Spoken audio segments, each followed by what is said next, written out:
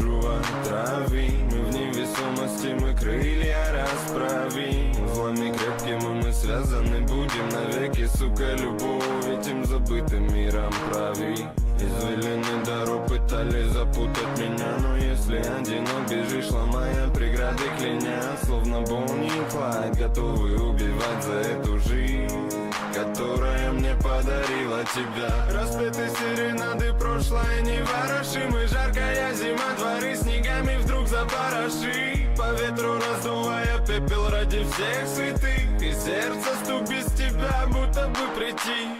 Подари мне любовь, разливая руки в кровь, и я готов быть твоим ветром попутный. Приручи мою душу, я прошу тебя, послушай сердце зов, ты все, что мне нужно. Подари мне любовь, разливая руки в кровь, и я готов быть твоим ветром попутный. Приручи мою душу, я прошу тебя, послушай сердце зов, ты все, что мне нужно.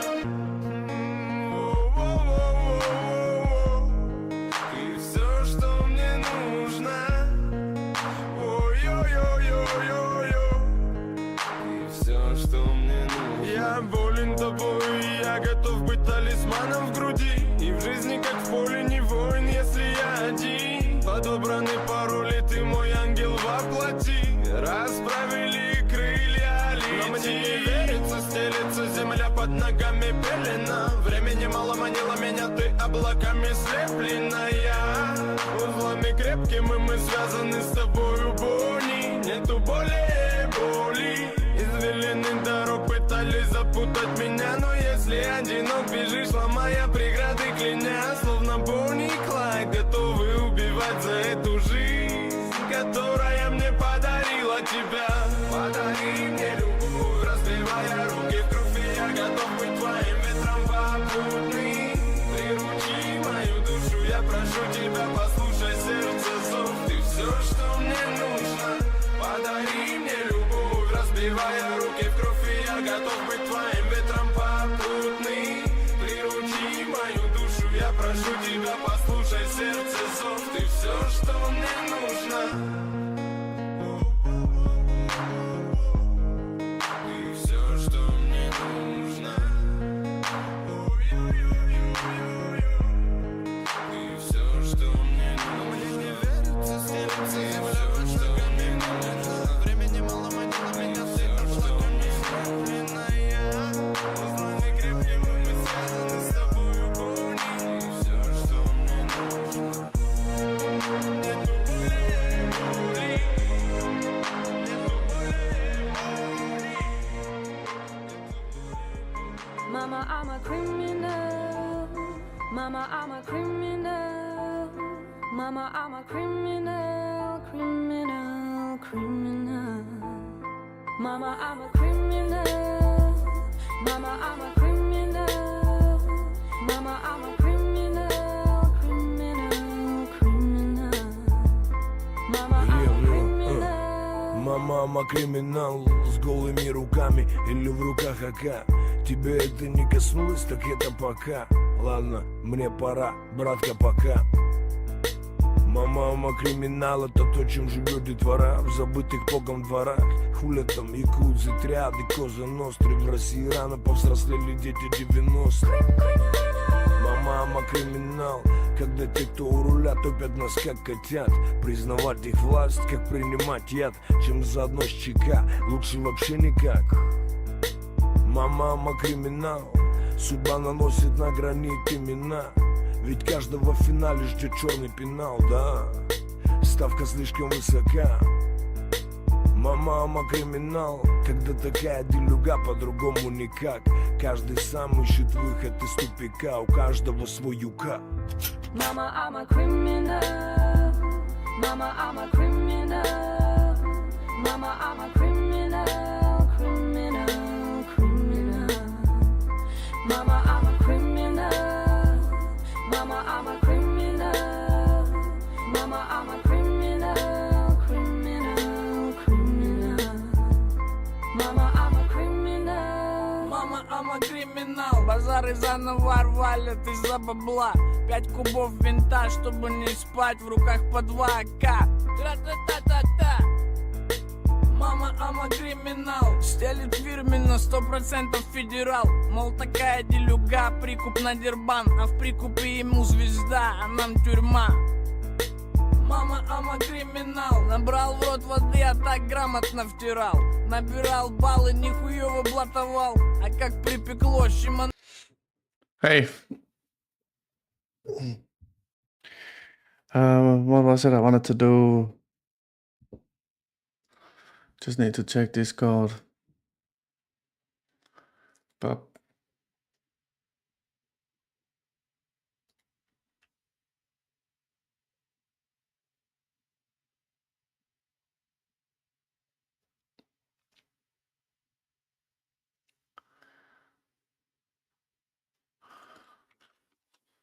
can I do something?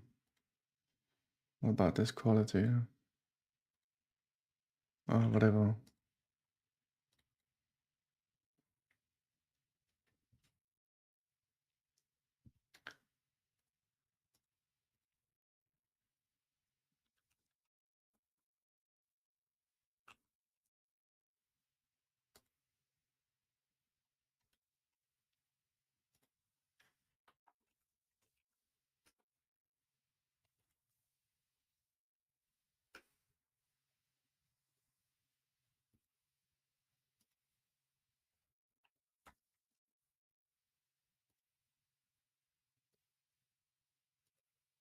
Okay.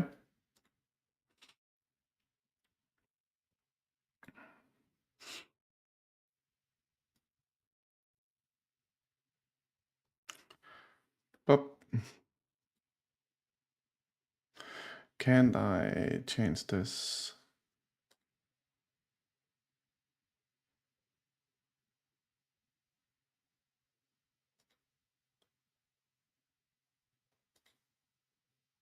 God damn it, dude. I don't know how it...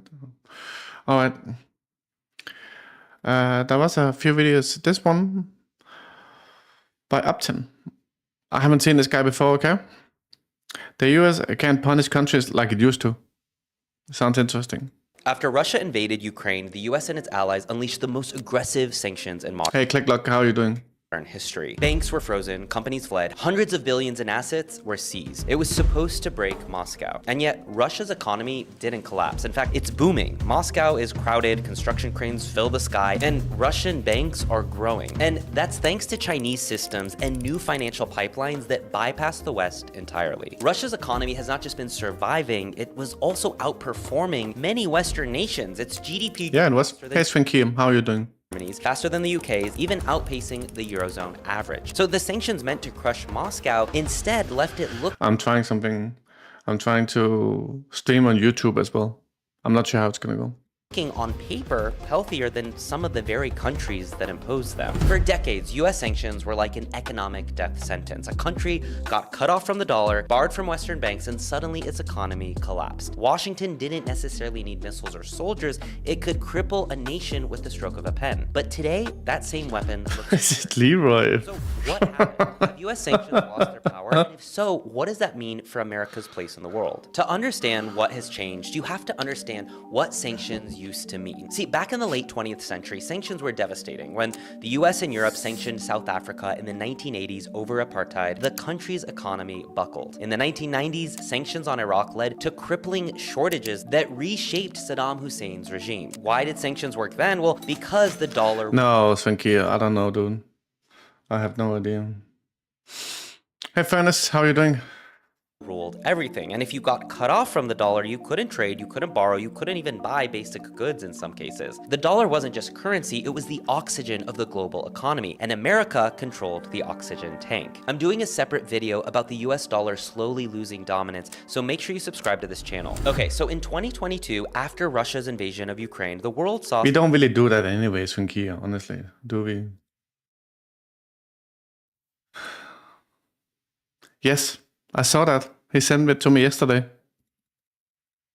But is it of you, or what is it, Furnace? Something different. See, the US and Europe did something to the scale that we had never seen before. Russian banks were disconnected from SWIFT, oligarchs had their yachts seized, and nearly 300 billion... Russia started decoupling from the Western system in 2014. And then they started buying gold as well. dollars of Russia's foreign reserves were frozen. The ruble collapsed, inflation soared, and experts said that Moscow was finished. But it wasn't. It wasn't finished. If anything, it forced it to adapt to something different. And within just a few months, Russia found new lifelines. China opened up Most likely because they were already prepared for it. Right? They spent like 8 years preparing for this.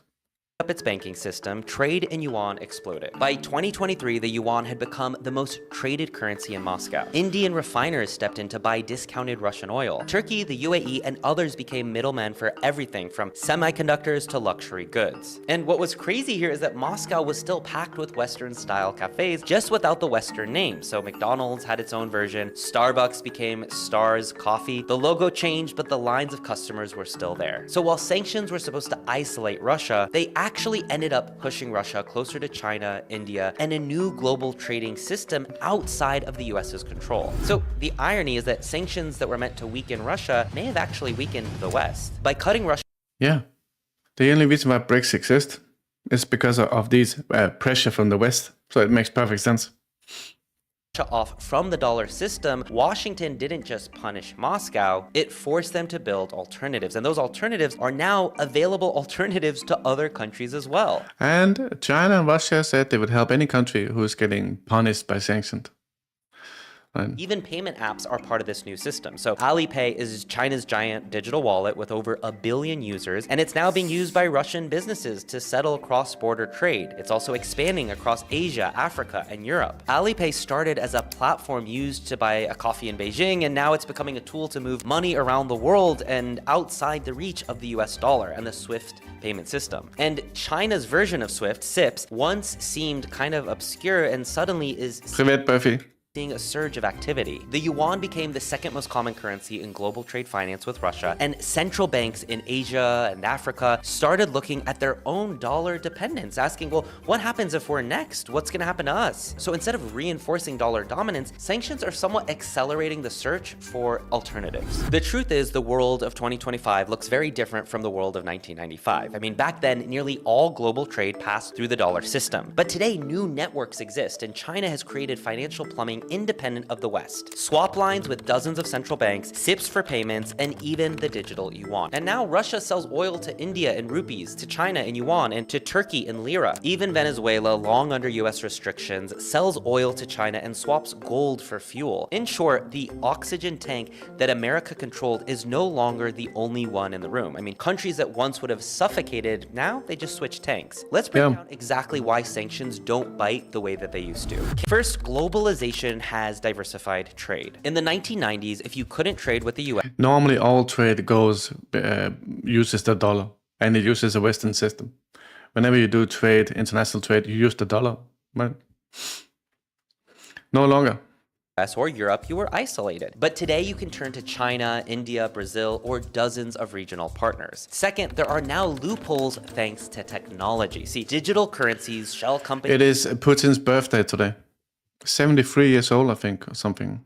shadow fleets of oil tankers all make it harder to actually enforce sanctions. Third, the overuse of sanctions has likely dulled the effect of them. They used to be kind of a rare nuclear option, but now America sanctions dozens of countries, companies, and individuals. And at some point, the world adjusted. They built workarounds. They prepared for it. And finally, there's politics. Many nations simply don't want to follow Washington's lead anymore. The US may call for sanctions, but countries in Africa or Asia and Latin America often keep trading anyway. The world is now just more divided. Now, here's the part that most Americans don't realize. Broken sanctions don't just fail to punish others, but they can actually hurt the US too, because sanctions rely on the power of the dollar, but every time a country builds a way around them, it chips away at the dollar dominance. When Russia trades in yuan or Iran trades in rupees, these aren't just isolated cases, they're signals to the world that you don't have to use the dollar. And if fewer countries rely on the dollar, America loses its superpower. Borrowing costs rise, deficits get harder to fund, sanctions lose their teeth. The very thing that made the US so powerful for so long starts to erode. Now, hold on. None of this means that sanctions are completely useless. They still create pain. Russia has inflation, Iran's economy has shrunk, and Venezuela is still struggling. But they just don't deliver the knockout blow anymore. They don't topple governments. Instead, they reshape global alliances, they push countries away from Washington and toward each other. Let's look at Russia and China. Before 2014, their relationship was uneasy. But after sanctions, Moscow leaned into Beijing. By 2023, Russia Russia was China's largest oil supplier. Their financial systems were increasingly intertwined. The West wanted to isolate Russia, but instead it accelerated a Eurasian partnership. So what happens next? What is the future of sanctions? Well, the US will still use them because it's one of the few tools left that doesn't require war, but the effectiveness is going to continue to decline. More countries will keep alternatives. Fairness, I saw some students in Turkey protesting in solidarity with Gaza today. Systems, more will diversify into yuan or gold or digital currencies, and the world will inch closer to a It's not only Putin's birthday, it's also the anniversary of the October 7th attack. multipolar financial system, and that means that sanctions will still sting. They were doing some sort of tape on their mouth or something. Won't strangle. They'll disrupt, but they won't actually destroy an economy. And the risk becomes that America, by leaning too heavily on sanctions, could actually accelerate the very trend that it fears the most, the decline I think there's no stopping this, right? This trend. of the dollar's dominance. And remember, the stakes are high because all of this is about the US losing one of its most powerful weapons. America didn't just have the strongest military for decades, it had the strongest currency, and sanctions were proof of that. Proof that Washington could reach across the globe and shut down an economy without firing a shot. But in 2025, the world looks different. Moscow is booming, Chinese banks are open, oil tankers are sailing under shadow flags, and the penalties that once terrified nations now feel like obstacles to be managed, not disasters to be avoided. Sanctions are broken, and if America can't control global money the way it once did, then its grip on global power dips. The real question becomes this: in a world where sanctions don't work as much, how will America enforce its will? And what happens when rivals like China and Russia realize that the US can no longer choke them with dollars? I'm curious. That's a weird phrasing, right? Realizing they designed it. What do you think? Do you think sanctions still have a place in 10 years from now? And what should countries do if they want to punish other countries besides war? Let me know in the comments below. I'm excited to hear from you. Good video though. Not bad at all. But we're gonna move on to this guy. Things you can do in China but can't do in America. What's the first thing that comes to your mind when you Cyrus Jansen. think about the United States? For many, it's likely the word freedom. No matter how challenging things get, Americans take pride in the idea that they In the West, there's like a skewed version of freedom. In essentially, you can say whatever you want, but you can't afford housing or food, education, etc. live in the freest country on earth. But what if I told you that many countries around the world don't share that perspective? In fact, the kind of freedom the US promotes doesn't just fail to appeal to other nations, it can actually be downright horrifying to them. For many in the West, China is often seen as one of the most unfree and repressive governments in the world. But here's the irony. When it comes to the people who matter most in this discussion, Chinese themselves, the majority of Chinese actually believe that China is more free than the United States. Now, I know that's a bold claim, but stay with me here, because it's absolutely imperative to know that freedom means different things to different people. Let me explain. Freedom is not universal. It isn't some one-size-fits-all idea that you can slap onto every society. Freedom is shaped by whatever oppression people had to break through to survive. Let's take the US for example. The United States achieved its freedom by rebelling against the British Crown. Freedom in the United States means being free from government control. It means doing whatever you want, even if the result is a messy, chaotic, and divided society. But China's story is the complete It opposite. doesn't even mean be free from government control. They might want that, but they don't have that. I just feel like my impression is it means that you can say what you want, right? But in any place where you can talk, it's pretty much controlled. So you can say it to no one.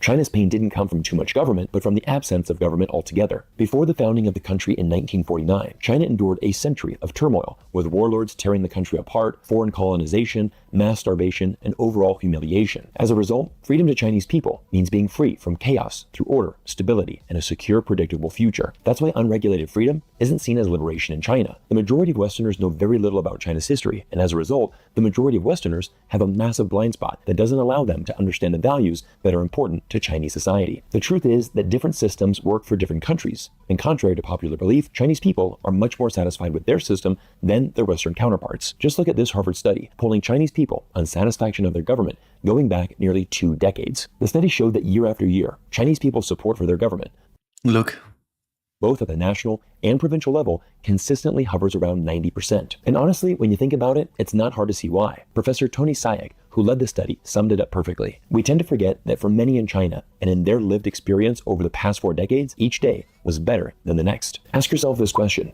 Do you think that people in the United States or somewhere in Europe would feel the same about their respective country? Does China have more freedom than the United States? It's a question that's worth exploring further. And in today's The thing about the Chinese government is they actually do what the people want. Unlike in the West, where approval rating is like 15%. video, I'm going to give you 5 fascinating lessons I've learned about China that is going to make you think hard, and we'll come to a logical conclusion at the end of today's video. Let's dive in. Now, the first freedom I want to discuss is what I believe is the most basic human right, the freedom of safety. In many cities across the United States, public spaces like city centers or parks are places you probably want to avoid after dark. At the very least, you need to be Same in Britain. aware of your surroundings. As a woman, it's almost certain you wouldn't feel safe walking alone at night, and leaving your kids unattended would be unthinkable. Unfortunately, in the US, many areas have become ground zero for drugs, crime, and homelessness. But now let's compare that to China, which is widely considered one of the safest countries on earth. People leave their bikes unlocked for days, their laptops unattended at cafes, and women can stroll around at night without fear, and parents can send their kids off to school without worry. If you're living in the US, this level of safety might not even register to you as a freedom, because we could never even imagine a society where things like this is even possible. Just watch this video from an American living in China and showing what a typical Chinese park looks like in the evening. So guys, I have a question for all of you guys. What are we paying taxes for in the United States? This is China at 8:30 at night in the park. They have a full-on inflatable water park up there, a ton of vehicles the kids can drive around. Look at how many people are out. Just look at how many people are out. Here comes a kid driving his little car. Like lights on the bumper boats. This is crazy. So I'm here, I'm an American living in China. I did not even expect this to be going on at the park. I've been to this park many times, and it feels like because kids are out of school for the summer, they have tons of things going on for kids. So you can see all these boats are just a kid and their parent out there hanging out on the little bumper car paddle boat things, but it looks like they have a motor, not like they're pedaling. He's got like a water gun on the front of it. This is outrageous. So anyways, guys, yeah, I don't know what we're paying taxes. That was cute. This is wild. Hopefully this was helpful and it shows you a side of China you wouldn't otherwise see or hear. Cheers. Given the stark contrast between the US and China, it shouldn't be surprising that this video went viral in the United States, as so many Americans saw for the first time a freedom that simply doesn't exist inside the United States. But let's take Remember that Red Note? When everyone went to Red Note and saw what the Chinese were paying for groceries.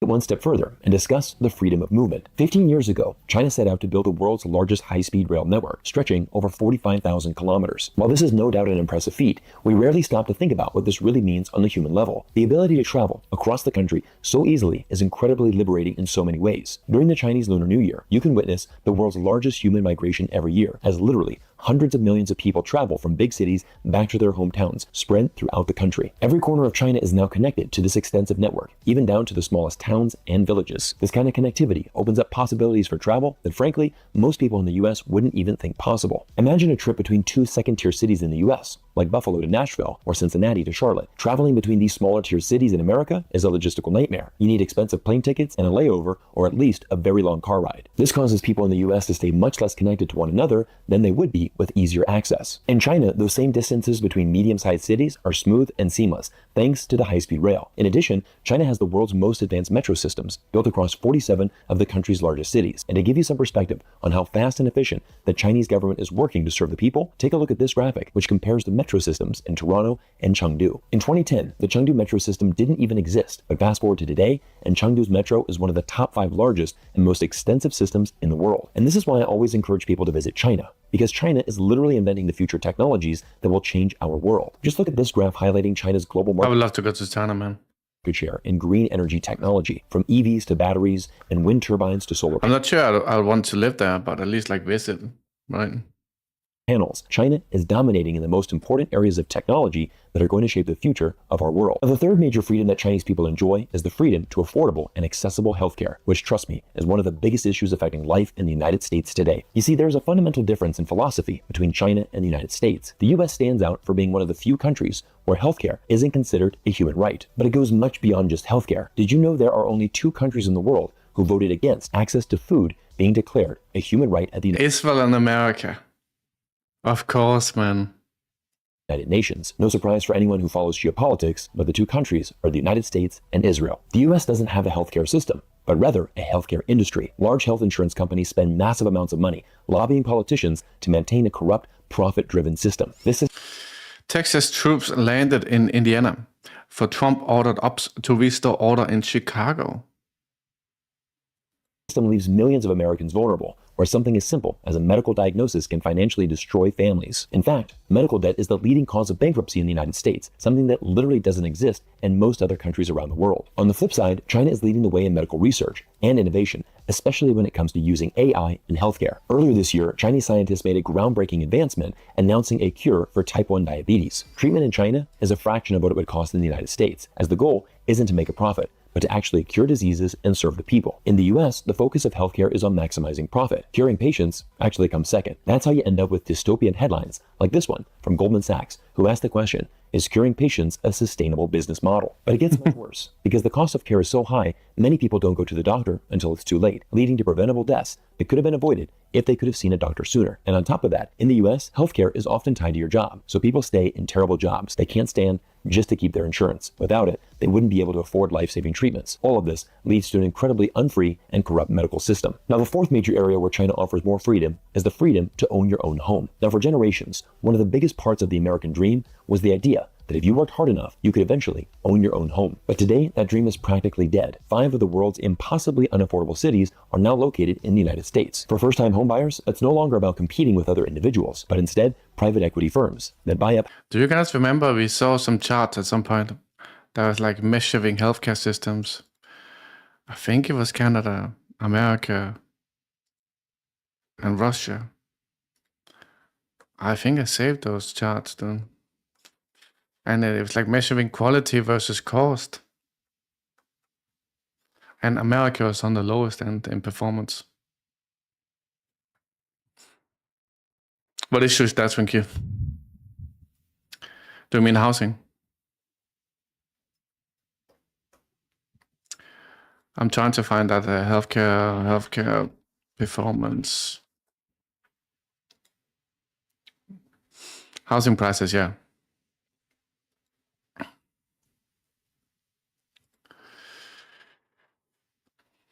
The US lacks its international peers considerably on healthcare systems. So Australia, Netherlands, UK, New Zealand, France, Sweden, Canada, Switzerland, Germany, and then the US. You can't really see it, but it's way below. I'm not quite sure if it's metrics they're using here, right? But you can see the US way down here. Healthcare spending as percentage of GDP. Look how much spending they're using. And then they perform so bad. It will be fun to compare this to some Eastern countries. Healthcare system performance compared to spending. Look, that's extremely bad.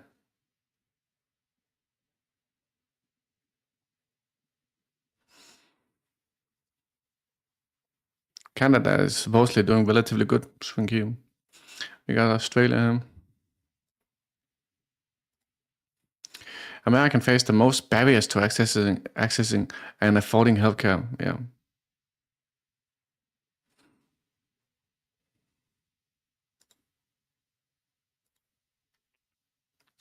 Americans live the shortest lives and have the most avoidable deaths.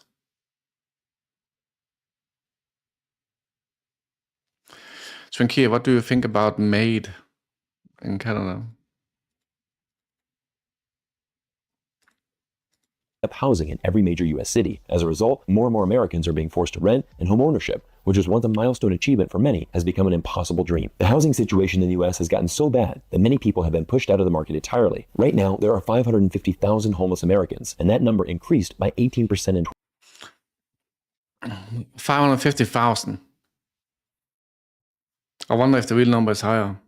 2024, setting new records due to the lack. Just like an unemployment rate in the US, I think they say they have like 4-point-something%, but the real unemployment rate is like 13. Affordable housing. Now contrast that with China, where homelessness is incredibly rare, and the Chinese dream of owning property is very much alive. Just take a look at this fascinating report from HSBC, which highlights 70% of Chinese millennials own their homes, compared to just 35% in the United States. Many American millennials would do anything for the chance to own their own home, and they'd be shocked to learn how common it is for their generation in China to buy one. Now for the final point, and this might sound a little crazy, but Chinese people are actually more free when it comes to democracy. According to the 2024 Democracy Perception Index, which is a European-based survey, Chinese polling scored significantly higher across the board on perceptions of democracy compared to countries like the US, France, and Britain. The polling gauged people's agreement with the statements: democracy is important, my country is democratic, my government serves the people, and everyone has equal rights before the law. In every one of these categories, Chinese responses far outpaced those How many people live in Canada?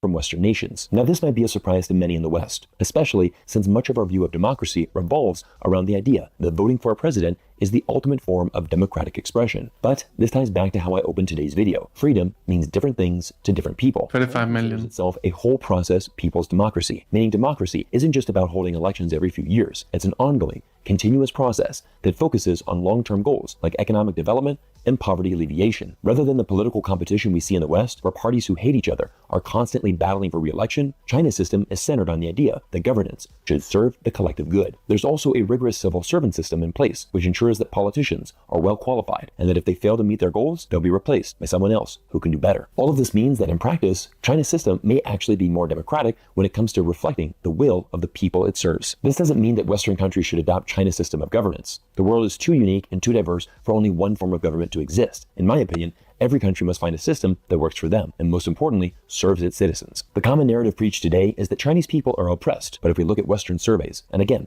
this is an important distinction, surveys conducted by independent Western think tanks, the data clearly shows the majority of people in China have a higher level of support for their government than their Western counterparts. If I were to conclude Same in everything Russia. in today's video in one simple message, it would be this. While many in the West might think of freedom as individual rights or presidential elections, in China, freedom often means I wonder what the approval rating is in Iran. stability, security, and the ability to live a life free from fear. Great, good video. We're gonna move on. We got Alex Christopher. We also got this one. Did you see this one, man? I saw like a small clip of it with Candace Owens revealing like a group chat message about how he was anti-Israel and lost donations because of it. And you guys know there was some sort of email put out that Charlie Kirk supposedly sent to Israel on Netanyahu, where he said, actually, I like Israel. So it definitely wasn't Israel who killed him. You know what I mean? Hey, Shakay, what's up, man? I got breaking news. Okay. Candace Owens has the receipts. Uh-oh. Are you ready for this? Candace Owens definitely has the receipts, and she's been Okay. taking a lot of heat because it seems like nobody at Turning Points USA wants to get the real story about what happened to Charlie Kirk and his assassination. Ain't that weird? Nobody at Turning... You would have thought that they would be the most interested in knowing. Nobody. And it's a little weird that his wife doesn't. I would say more than a little. But nobody at Turn, because I think they're all under the thumb of Israel. That's what I think the point of this was. That's my guess. But let's watch what Candace Owens has to say right here. Take a look. So Charlie writes in this group chat, just lost another. Yeah, take a look. Just lost another huge Jewish donation. $2 million a year because we won't cancel Tucker Carlson. I'm thinking of inviting Candace Owens. Jewish donors play into all these stereotypes. I cannot and will not be bullied like this, leaving me no choice but to leave the pro-Israel cause. And then there's a response here, okay? Please don't invite Candace. That might feel good short term, but it's not good long term. Oh shit, dude. They're huge Jewish donor. So she's got the screenshots from an internal chat that Charlie was doing with TPUSA. And right up there, it says, just lost another huge Jewish donor, $2 million a year, because we won't cancel Tucker. And I'm thinking of inviting Candace. Whoa. Whoa. Doesn't that debunk that entire email correspondence between Netanyahu and Charlie Kirk? So this is Yeah, he was moving away from Israel. That's why there was all these videos with him where he denounced what Israel did on October 7th, in the sense of it was implausible that it could happen without Israel knowing about it. And he didn't like how Israel was funding woke agendas, etc. the receipts that she knew she had, and Charlie Kirk had turned on Israel, was not going to support the Israel project anymore, and was going to buddy up with Tucker Carlson and Candace Owen. Candace Owen is vehemently a critic of Israel and Benjamin Netanyahu. And Israel's main goal right now is to influence the youth. That's why they took over TikTok. And that's why Kirk is Kirk, you know. Going on right now in Gaza. So here she's got the goods. Let's listen. Take a look. So Charlie writes in this group chat, just lost another huge Jewish donor, $2 million a year because we won't cancel Tucker. I'm thinking of inviting Candace. Somebody writes, oh. Charlie writes, Jewish donors play into all of the stereotypes. I cannot and will not be bullied like this. Giving me no choice but to leave the pro-Israel cause. And somebody writes, a donor writes, please do not invite Candace. That might feel good short term, but it's not good long term. In my opinion, like all groups, you're going to get a wide variety of opinions. That nasty free will thing that God bestowed on us makes life frustrating at times after the dust settles a bit, maybe. So again, this is 48 hours before Charlie Kirk was assassinated. He was very clear. 48 hours, dude. Think here. And he was very explicit, and he did not back down, not in that Hamptons meeting, which they're all lying about, nor in this text thread. I'm not going to reveal the names. Don't argue, boys. Actually, you know what? I disagree with myself 4 seconds ago. Let's just throw in Josh Hammer for funsies. He's on this chat, okay? Is Josh Hammer, is he the guy who runs the Babylon Bee? Is that who that is? Look up who Josh Hammer is. Okay. So she's naming names. She's not only saying that Charlie Kirk on an internal chat had revealed that this was 2 days before, man. Come on. Was no longer supporting Israel. He was done. And that they're Jewish donors to TPUSA. Don't argue. The worst stereotypes of don't argue, man. People. Isn't that interesting? I have Josh Hammer as an American conservative political commentator of the Josh Hammer Show. Oh, okay. Author, Israel and Civilization. Okay, so that's not the... Okay. Editor at large for Newsweek. Okay, here we go. So, and she's also saying that the meeting they had few weeks prior to his assassination in the Hamptons, where all the Jewish donors went after him, they're all lying about that meeting. Never happened. They're all lying about it. Why would they lie about it? Okay.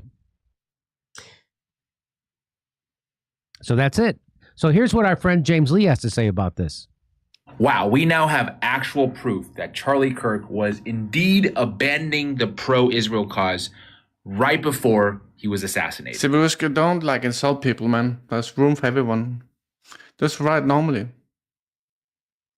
Charlie just lost another huge Jewish donor. $2 million a year because we won't cancel Tucker. I'm thinking about inviting Candace. Jewish donors play into all the stereotypes. I cannot and will not be bullied like this, leaving me no choice but to leave the pro-Israel cause. These texts were sent 48 hours before he died. Like, we all thought this was very weird. We just didn't have the proof. I mean, a mural of Charlie Kirk painted in one day in Tel Aviv? Come on.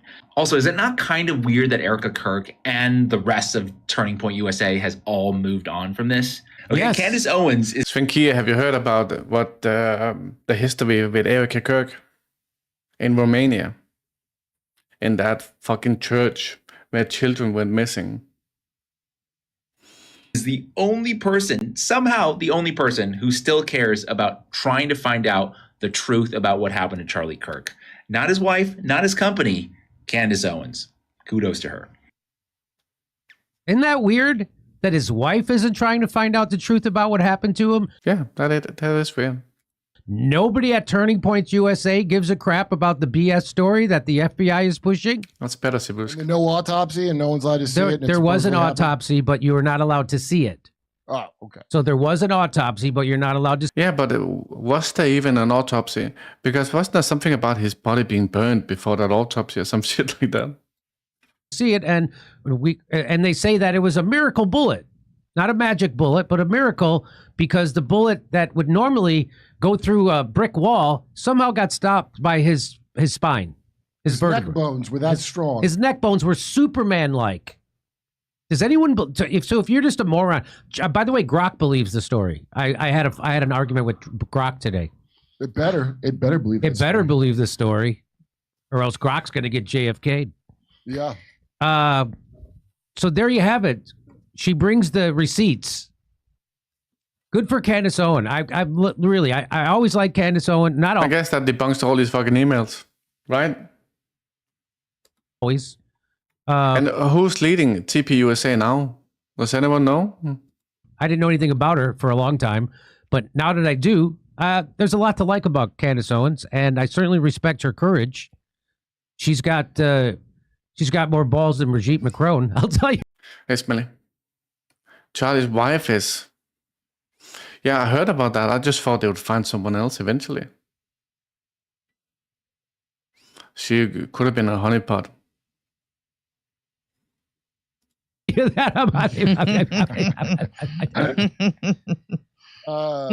And she's getting it done. And I don't think she can rally a TPUSA in a legitimate manner. Do you know what I mean? I don't think she can go to campuses and do what Charlie did.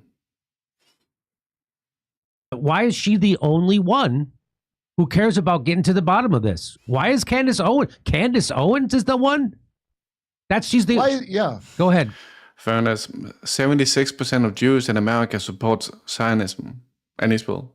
She gets trashed. Why don't the people trashing her tell me what she said that was wrong? Right, they never do. Why do they just tell me, well, she's about... They go, I don't care about high school shit. Yeah, they go, she's lost it. Tell me the fact that's wrong. Yeah, tell me a fact. You see all the smears, you know it's from bots, and they say, oh, she's really lost it. What's happening? But tell me what she's wrong about.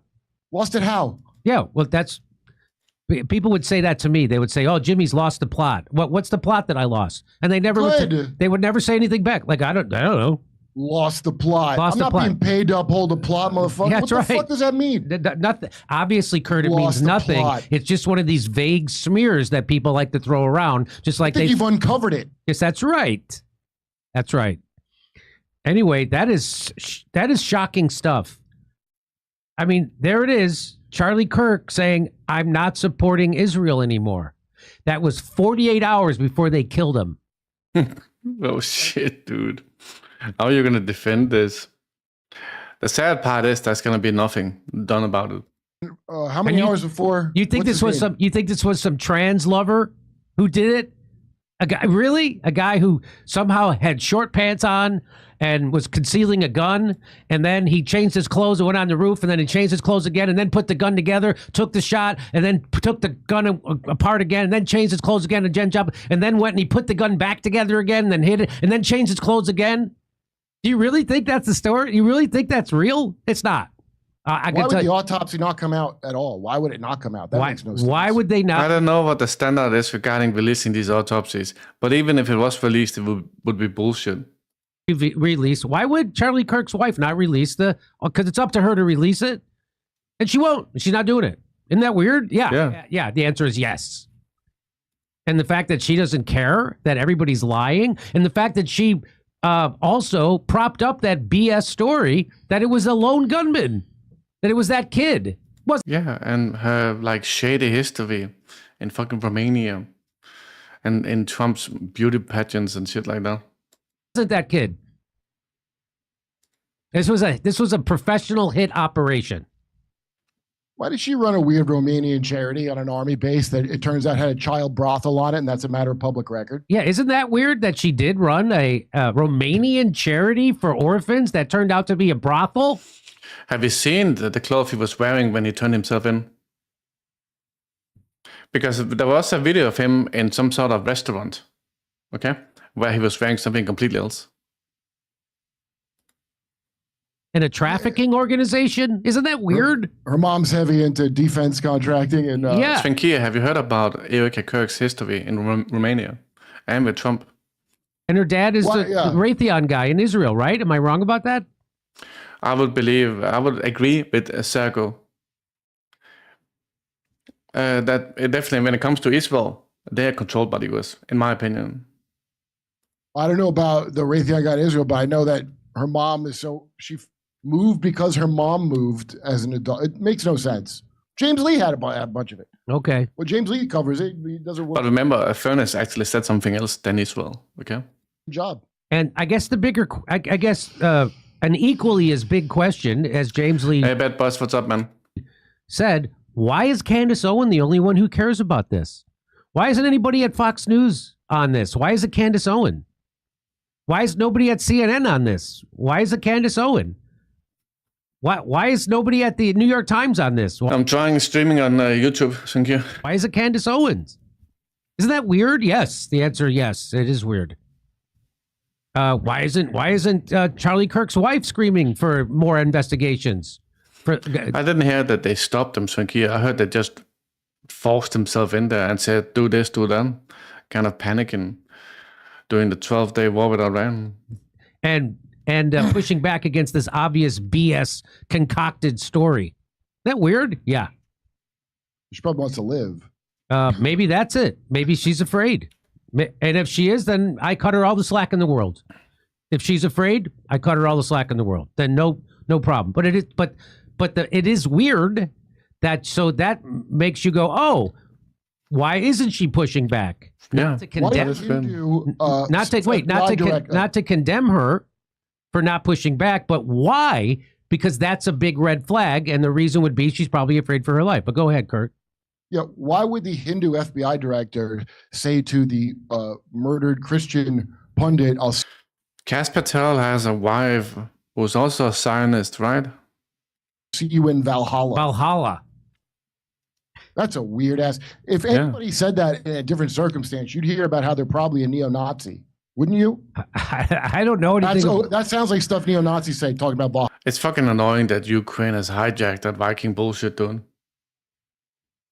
Obviously, they're just hiding behind it, you know? Alex Cristoforo, Tomahawk confusion.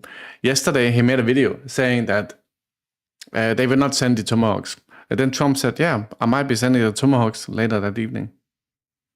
Okay? But what Trump said is something fucking weird, dude. Be nice, Sibusk. Just argue normally, dude. Oh, you're talking to Kurt? Fine. That's fine, Sibusk. I thought you were referring to someone else. You know, when I saw Kurt initially, I was just like, oh, he's annoying. Right? But he grew on me.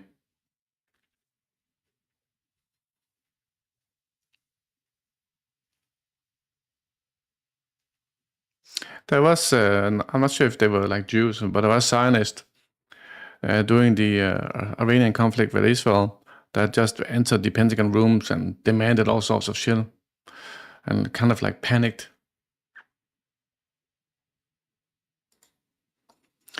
Too much confusion. Mass, no money for Germans. Orban, no to Euro. Medvedev mocks Macron. Okay. This is what Trump is saying here. It's also really ambiguous. Right? Try to listen. Decision on whether to supply Tomahawk missiles to Ukraine or sell them to NATO and let them sell them to Ukraine. Yeah, I've sort of made a decision, pretty much. I've sort of made a decision. Okay? Regarding sending the Tomahawks to Ukraine.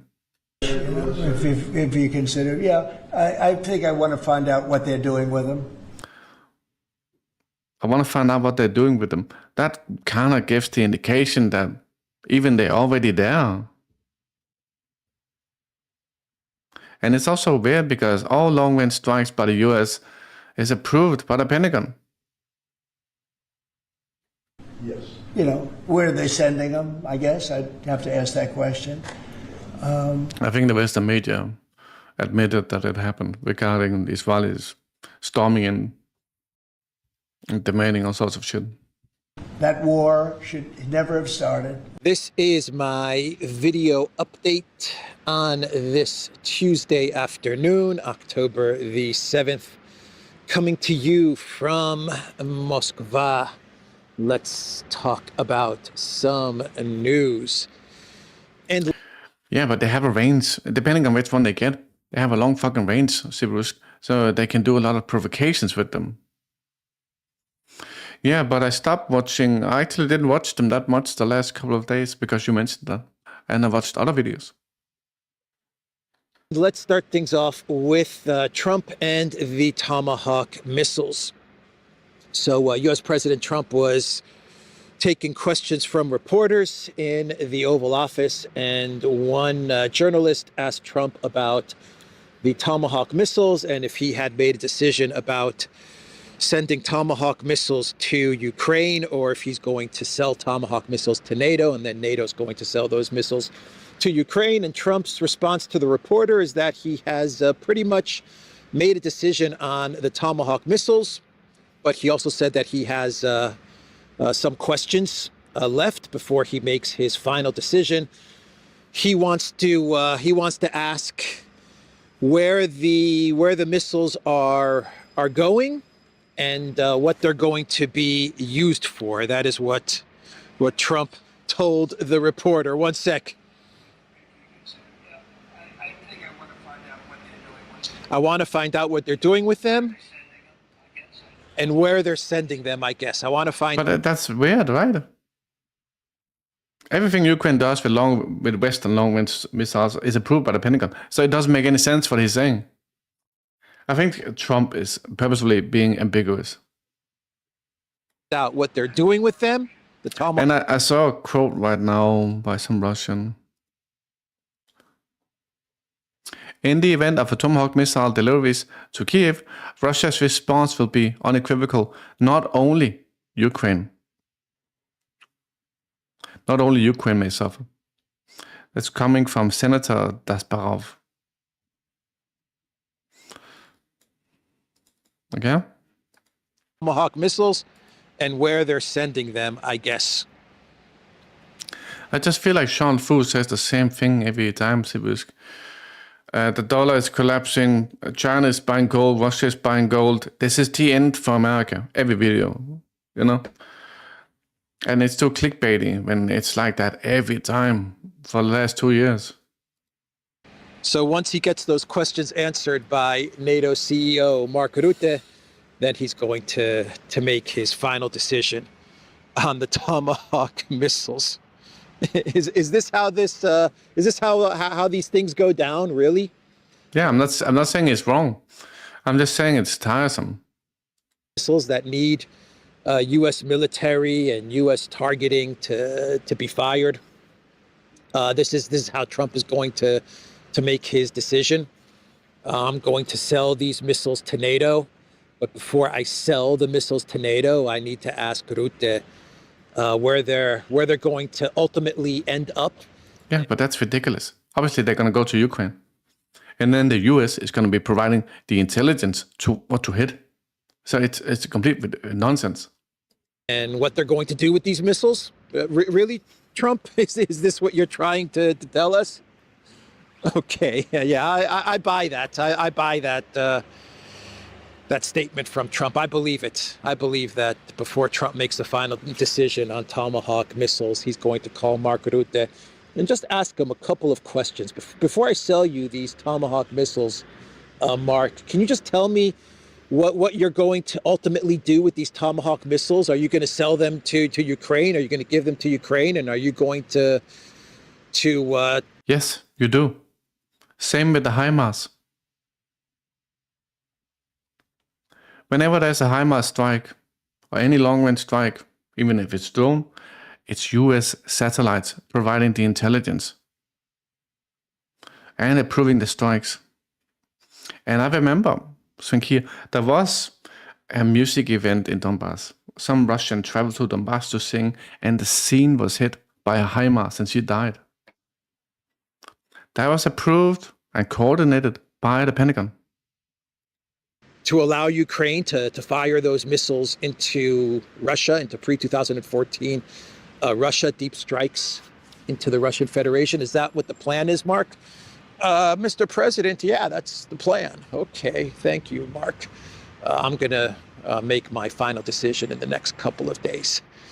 Yeah, that's how these things get done, right?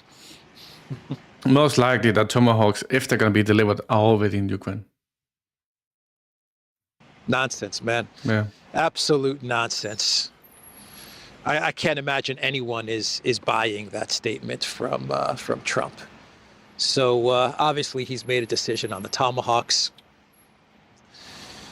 He's either trying to BS his. But you know, if you made a decision, but you need to know how they're going to be used, that surely implies that they have already been sent or will be sent, right? Out of a decision where he has decided not to send the Tomahawks. That's why he comes up with a statement like the one that he made, or he has made a decision to give the Tomahawks to Ukraine, and he's trying to muddy the waters, right? That's the only way you can explain that statement from Trump. One of the two. Either he's given the missiles and he's trying to muddy the waters, or he's not going to give the missiles and he's trying to play dumb, right? Yeah, I need to could be. Mark Rutte and just ask a couple of questions. Okay. He also said in the statement that he's not trying to escalate, right? I'm not trying to escalate things. And then he went on to say the war would have never happened if I was president, and all the other stuff that he usually says. So that was his statement about the Tomahawk missiles. Keep in mind that Russian President Vladimir Putin has now said twice, once at Valdai and once speaking to Pavel Zarubin, the Kremlin reporter, that Tomahawk missiles going to Ukraine and fired into Russia would be, without a doubt, the United States launching missiles into the Russian Federation, because the Tomahawks, they have to be fired by the U.S. military, and they need U.S. military targeting and all of those other things. So Putin said that this would be a huge escalation, and this would destroy any progress. When Putin is saying that's going to destroy U.S.-Russia relations, that to me sounds like he's saying that it's going to hurt the U.S. financially.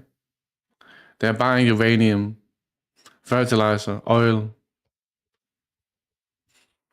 probably titanium. That has been made between the United States and Russia in the talks that they have been having, and the diplomacy that has been taking place, if you want to call it that, and the meeting in Alaska and all of that stuff. Putin said that the Tomahawks would be the effective end of the talks and the negotiations that have been taking place between the United States and Russia. So Putin has issued 2 warnings about the Tomahawks. Trump is either playing dumb, or he's trying to confuse everybody. The Tomahawks are either going to end up in Ukraine or not, and we'll probably find out when and if those Tomahawks are fired, or if they're never fired. We'll find out exactly what the final decision has been. But long-range missiles are going to go to Ukraine. I think that's the general analysis, conclusion to this entire saga, whether they're Tomahawks or whether they're ERAMs, Taurus missiles, or whether there's something else. Long-range missiles are going to be... Didn't Germany say they would reopen the production of the Taurus missile? Used by the collective West, by NATO, to try and strike energy facilities deep inside of Russia. And that in and of itself is going to be a huge escalation. So that was what Trump said to the question about Tomahawks. He also took a question about Ghislaine Maxwell. Oh yeah, that was a weird exchange. So the news that we allegedly planted sleeper agents in Europe who are responsible for drone flights in Denmark and Germany. No, I didn't see that, but very predictable. Click look. And these sleeper agents have no connections to Russia whatsoever. In fact, they are German.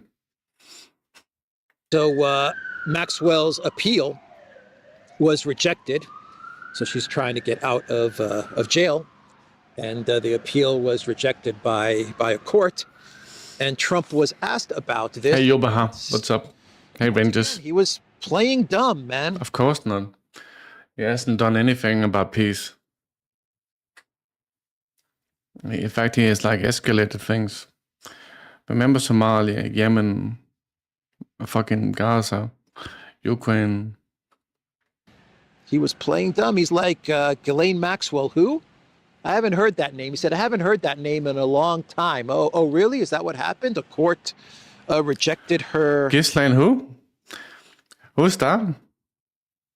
Her appeal? Okay. Yeah, what he says doesn't matter. What he did matters.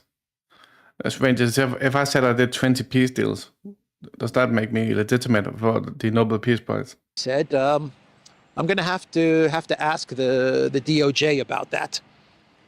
That was his response to the question about Ghislaine Maxwell. Say it. The Supreme Court is back and Yeah. said that they rejected today an appeal by Ghislaine Maxwell to overturn her conviction. That means her only chance of getting out of prison is a pardon from you. Is that something you're... Who are we talking about? Ghislaine Maxwell. Yeah, but that wasn't Trump that did that. And Trump had negotiations with Iran, which after he just bombed Iran. And that's not like a prize-worthy. You know, I haven't heard the name in so long. I can say this. Ghislaine who? I'd have to take a look at it. I would have to take a look. Did they reject that? She wanted to appeal her conviction. And what happened? They said that they were not going to hear her appeal.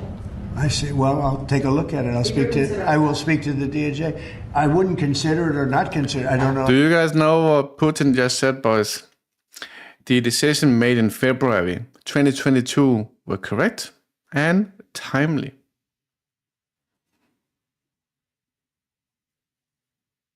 I don't think he's regretting waiting 8 years.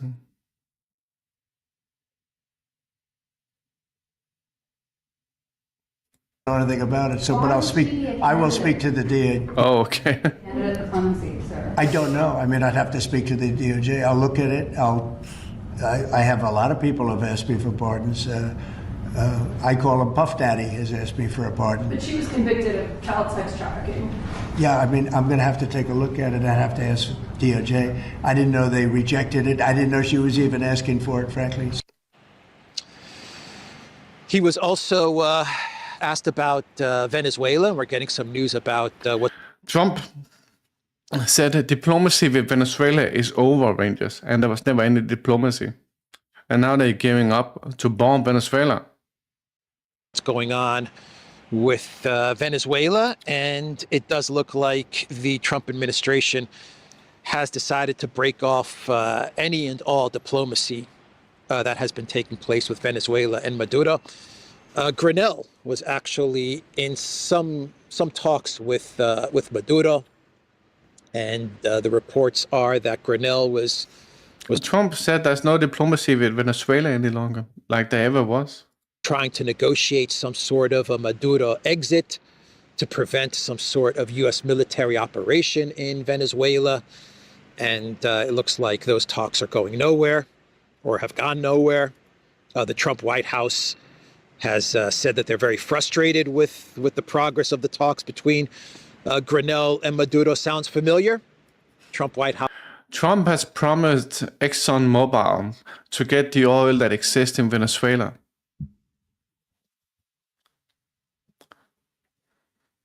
That's why there's no diplomacy, because they want oil on Venezuelan territory.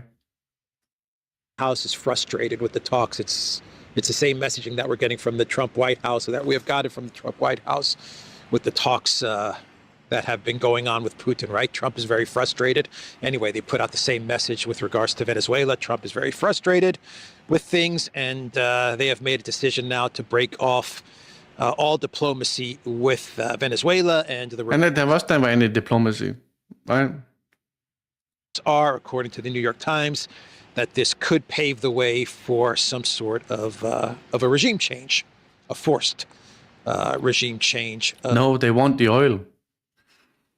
Nicolas Maduro. The New York Times said the U.S. president had grown frustrated that Maduro would not voluntarily relinquish power, and the Venezuelan officials continued to deny involvement in drug trafficking. The paper reported that officials have described multiple military options for escalation, which could also include plans designed to force Maduro from power, according to the New York Times, before diplomatic channels were... No, they want to own the oil. And then they sell it. They want to steal it. Grenell was trying to make a deal that would avoid a larger conflict and give American companies access to Venezuelan oil. However, U.S. Secretary of State Marco Rubio found the efforts unhelpful and creating confusion. Right. The U.S. was basically telling Maduro to step down and to hand over Venezuela to the United States and to big oil. Yeah. All about the oil, and it looks like Maduro was saying... Of course, it's unreasonable. No chance, and so... Hey, Cosmic, how are you doing, man? Trump grew frustrated. Rubio grew frustrated. Of course, I'm accurate. Trump admitted this in his first term. Frustrated, and now it looks like they... And that they're openly admitting that they want regime change in Venezuela, which is illegal. I'm doing good, Cosmic, thank you. They are going to move forward with the regime change military operation option when it comes to Venezuela. So let's shift gears and talk about Germany and the BlackRock Merz administration, which is now saying that the retirement age in Germany has to increase to 73 years old. Oh shit. Predictable. Germany's pension and social security system. America have historically been stealing a lot of resources from other countries' ranges, including oil. System on the verge of collapse. Germany has proposed raising... What is the pension age now in Germany? The retirement age to 73 to prevent the collapse of the pension system. I think so, as well as from here.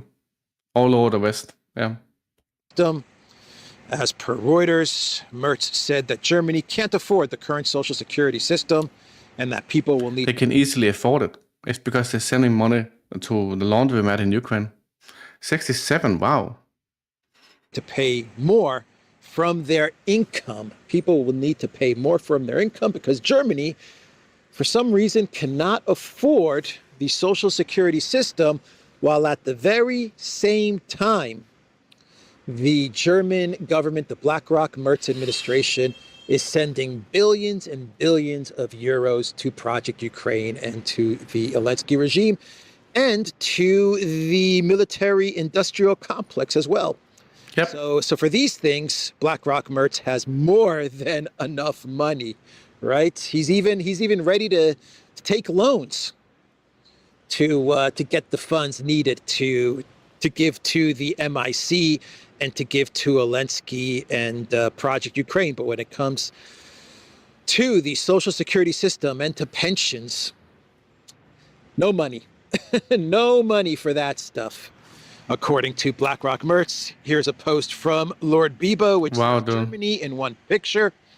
And you have one article from Bild with the title, Pension Boom. Germans should work until 73. And right underneath that, it says, Klingbeil promises Ukraine billions more.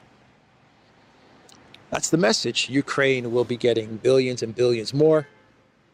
Nothing's going to stop the money from going to Project Ukraine and going to the weapons manufacturer. Surprise, he's not banned yet. But, for pensions, nope. we have no money, man. We have no money, says BlackRock Merz. We have no money. German citizens will need to pay more from their income. And keep in mind that Kaja Kallas yesterday said that all EU citizens, if we don't get the 140 billion in Russian frozen assets to give over to Project Ukraine, then Kaja Kallas said yesterday that that EU citizens, that includes Germans, are going to have to pay for this from their taxes. So that's the messaging coming out of Germany. That's the messaging coming out of Europe.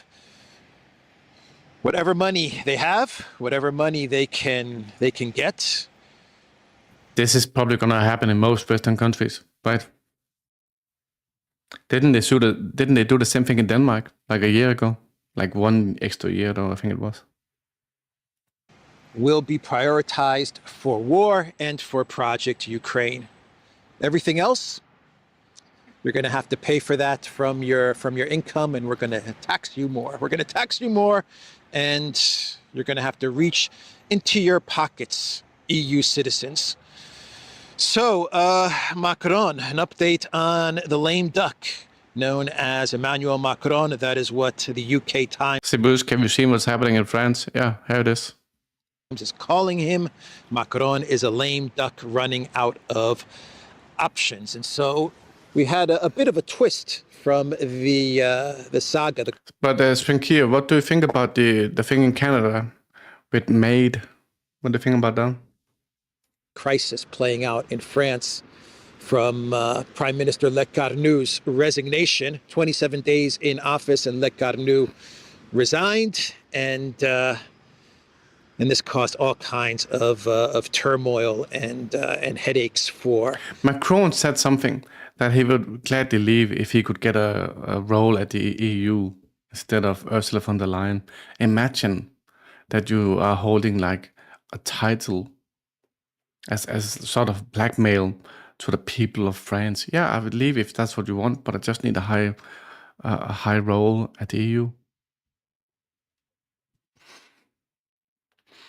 I thought they changed some of the rules with that MAID stuff, so people who were like not chronically ill could also get MAID.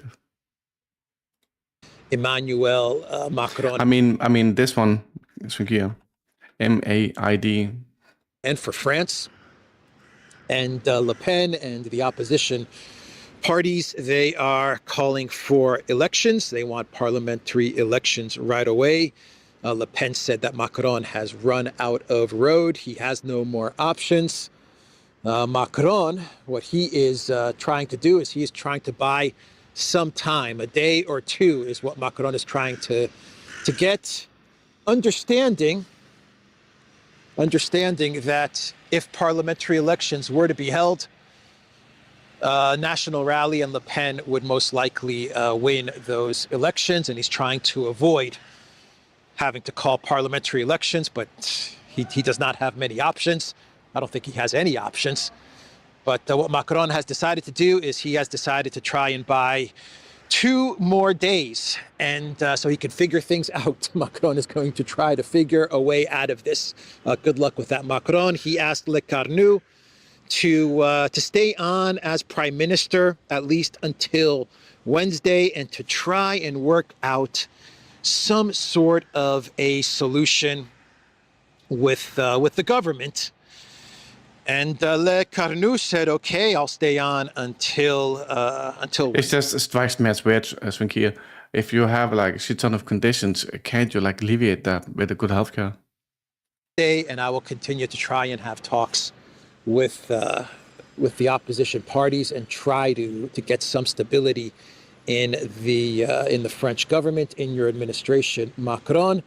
But it's all about Macron trying to buy even a precious day or two so he can try to figure out a way to avoid having to call elections in France. Even the super Politico, pro-EU, globalist Politico, is calling this whole thing, what is playing out in France, a farce. They're calling it a French farce. Macron accepts PM's resignation, then tasks him with emergency talks. Macron has no good cards left and appears to be playing for time as France's political and economic crisis escalates. The opposition parties, by the way, when they heard of Macron's... Sibirushka, do you know what Le Pen, how different she would be? As far as I understand, it's no different, dude. plan to try and get another day or two by having Le Carnu stay on until Wednesday and try to figure out a way out of this crisis and a way to avoid elections. The opposition parties, they said no way. They said no way. We are done with this administration, Macron. We want elections now. And we're not only talking about Le Pen's party, we're talking about pretty much all the opposition parties in France. Hey, big bad boom. To give Macron any space to try and get out of this mess. Let's move on. They are just trying to buy time. It's ridiculous. It's melodrama. Let's stop this, said Green lawmaker Sandrine Rousseau. Trust is broken, said Agnes Evren, a senator and spokesperson for the Conservatives, Les Républicains, a party that had been part. You hope that, but what do you think about it? Has she said anything? She's from the same sort of establishment, isn't she? Of Le Cornu's government. So you're probably asking yourself, with all of this going on in France and Macron's meltdown, you're probably asking yourself, what does Dmitry Medvedev have to say about all of this? Well, you asked, and Yeah, did you see what I posted on Discord last night? He said we should continue supporting Ukraine, but again, that was from Reuters. So we shouldn't celebrate yet, right? I'll deliver. Here is what Medvedev posted on Macron's meltdown. Record. France's government lasted 14 hours. France has no president. Just Kiev's brilliant advocate, Germany and Britain's buddy, Africa's chatty arbiter. But Macron doesn't care about France. Even our Cossacks, horses entering Paris in 1814, would do his job better. That was what Medvedev had to say about Macron's trouble. Zelensky curse. Zelensky curse. Yeah, this is an Zelensky curse. No doubt about it. Yeah, it is. He did shake Zelensky's hand. He did meet with Zelensky. He actually traveled to Kiev. He took the train, the midnight train going anywhere to Kiev. And he met with, Le Carnu met with the Green Goblin, shook his hand, and this is without a doubt an Zelensky curse moment. 100%, dude. Curse is undefeated, man. Undefeated. And this is a big Zelensky curse. Le Carnu is a big Zelensky curse. And perhaps the takedown of Macron's government is a massive Zelensky curse. So anyway, that's an update on France. And sticking with the European Union. And then that's probably going to happen, Sibuska.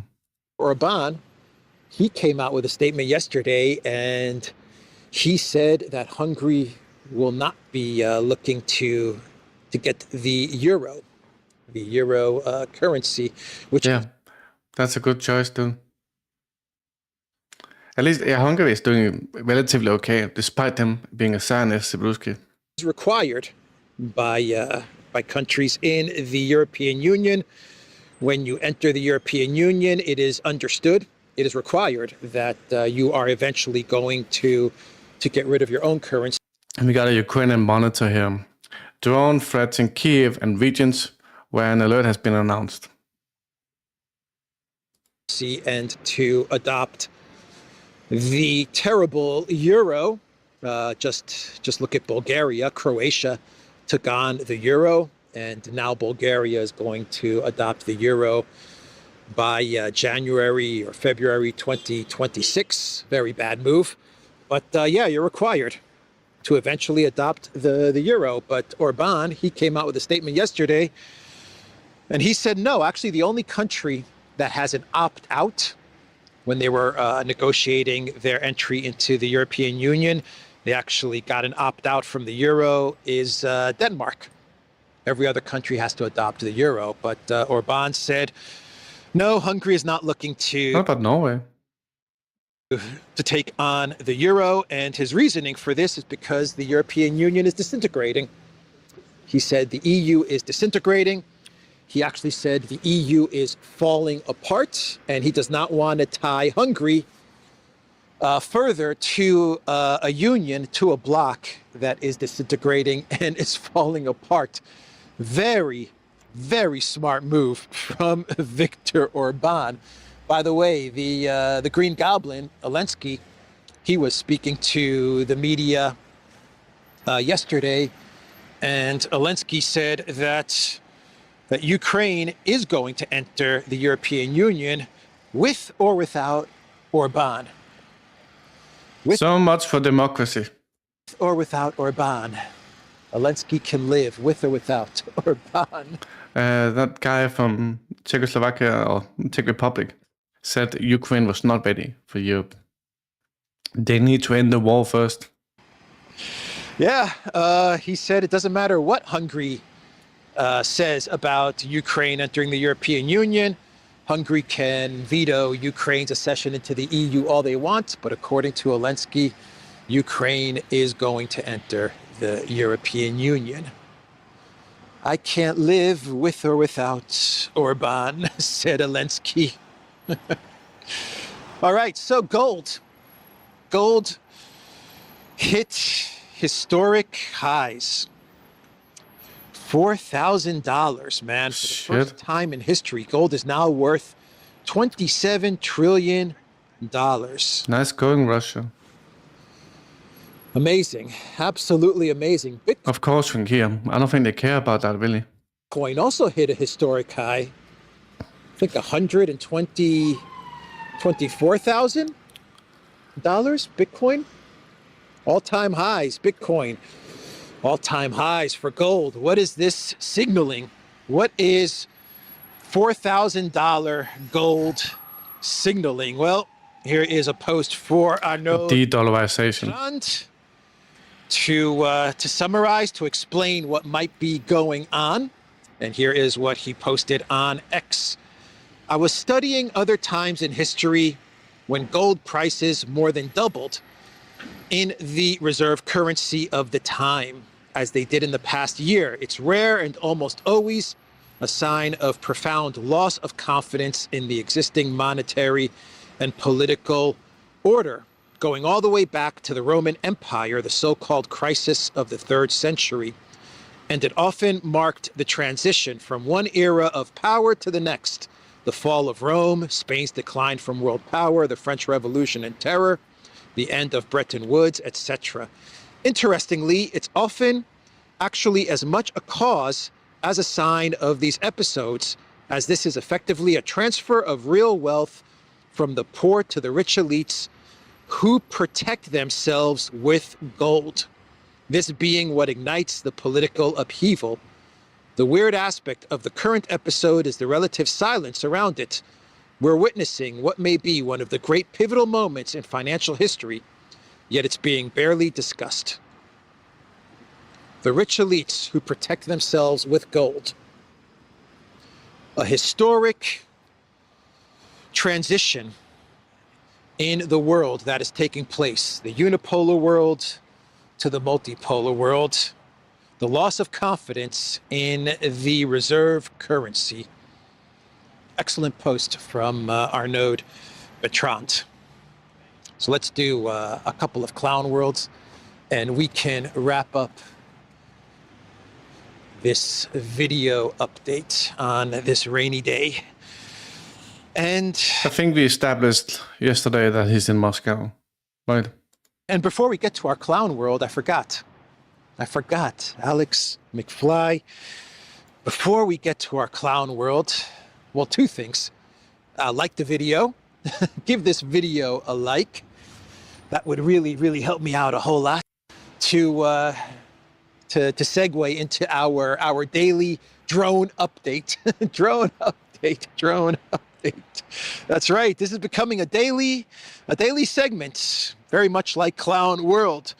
So in today's drone update, we have the German economy minister demanding air sovereignty. That's right. Oh, yeah. German economy minister. So that's Zelensky. They want an air truce in Ukraine, and Ukraine doesn't have an air force. You see how ridiculous it is.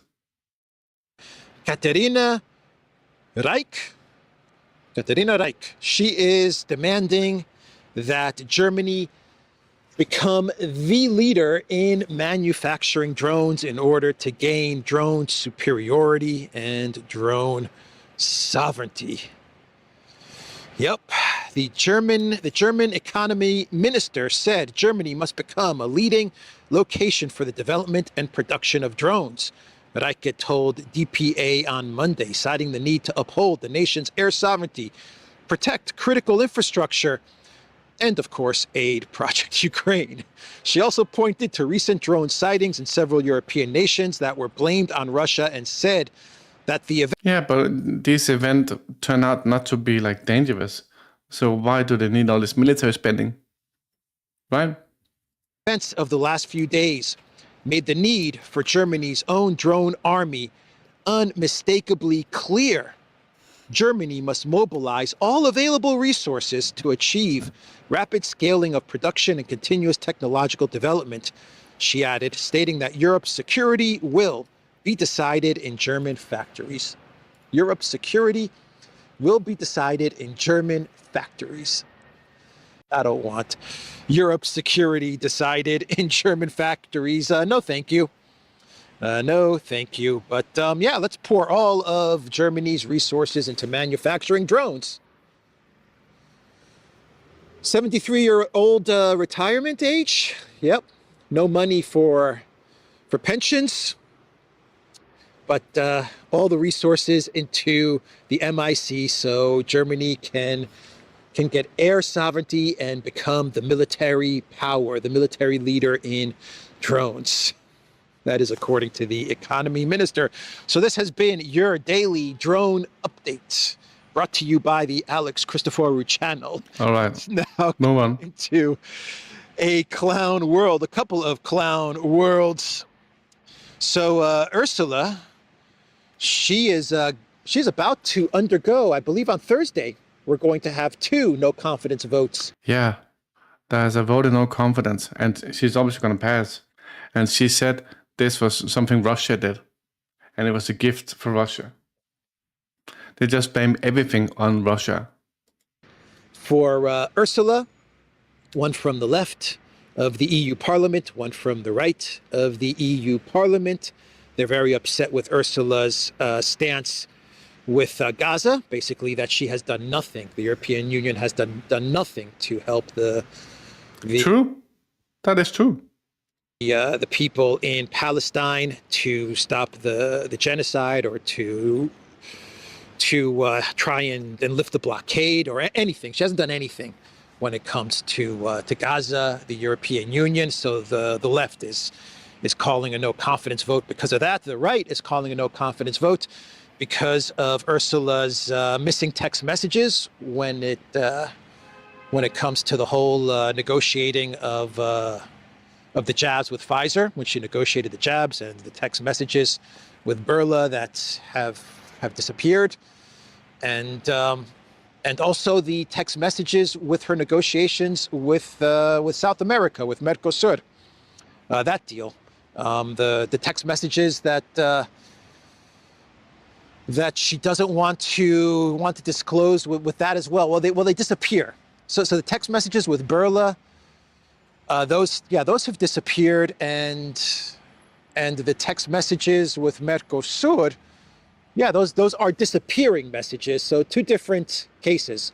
In one case, the messages have gone missing, and in the other case, Ursula was sending. And she deleted those messages to free up space, which is like what, 100 kilobyte at most, maybe just 20. Completely fucking ridiculous. She deleted evidence.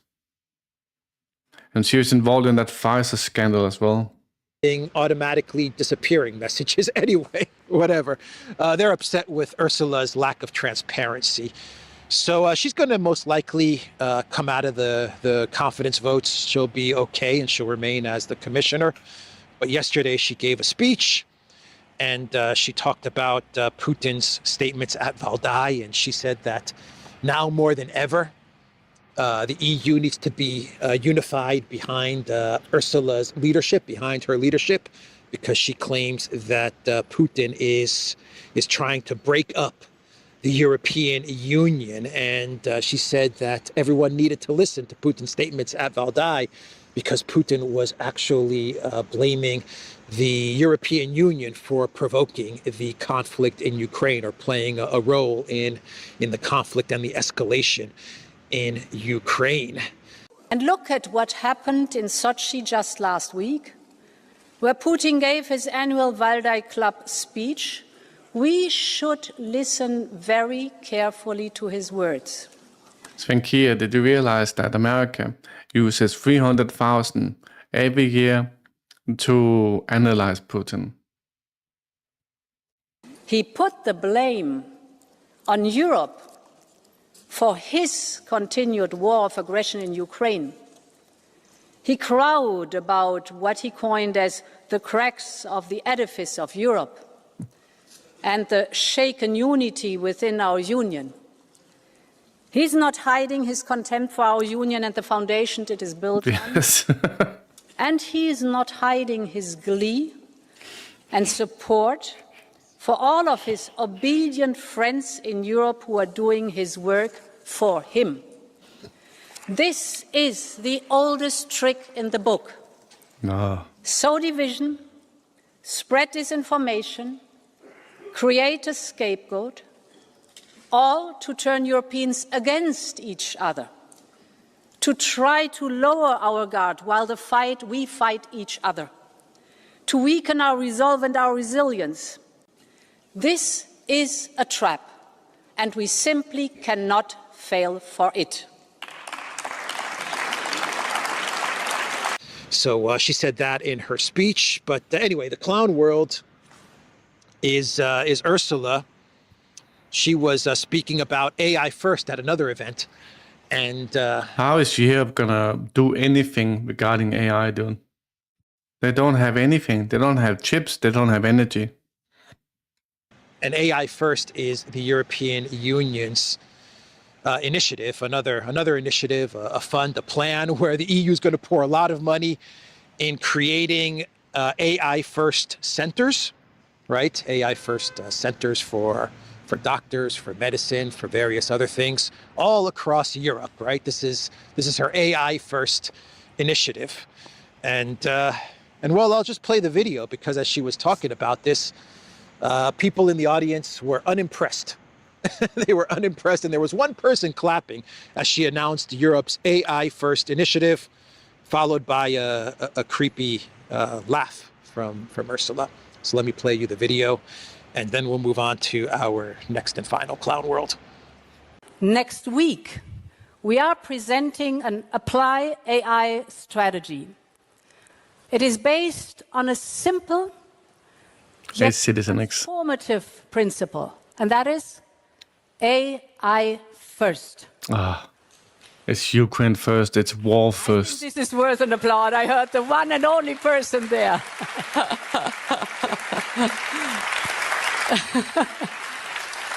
That was symbolic for the uptake of AI. One person starting, the rest following. So dumb. So that's Ursula talking about AI first. I don't know how she's going to pull off the EU's AI first initiative with such expensive energy. I don't know how that's going to work because AI is super duper energy intensive, and Europe doesn't have any AI to begin with. No, they don't. They're way behind in the AI race. So anyway, I don't know how she's going to pull off the AI first. At least they're not wasting money on it, Policy, but I'm sure it's going to make for a very good fund to pour a lot of money into, which is something that Ursula does best. Anyway, the next clown world is Latvia and Lithuania announcing that they do not have the funds to take part in November's climate conference. Oh shit! 30 or COP20 or whatever it is, which is going to take place in Brazil, and they are requesting to participate in this conference via Zoom video because the price for hotel. They can't even travel there. What the shit? I thought they couldn't afford the policies. and for accommodation for the 10-day event could run into the price range of $500 per day per participant. And according to officials in Latvia and Lithuania, this money is just way over budget, and they're already in a financial squeeze, both countries, and so they're requesting for video participation. But money for Project Ukraine, they have. For Project Ukraine, they have the money. Lithuania said its delegation may stay away. Wow, dude. After being quoted prices. Well, it's a responsible thing to do, right? For accommodation exceeding $500 per person per night. Latvia's climate minister, Kaspars Melnis, told the news agency that his country had asked conference organizers if its negotiators could join by video. We already basically have a decision that it's too expensive for us, he said. We have a responsibility to our country's budget. The two EU countries are facing widening budget deficits as defense and social costs surge. Latvia's 2025 deficit is projected at 3% of GDP, while Lithuania's shortfall is forecast at 2.3% of GDP, according to the IMF. So no money to attend a conference,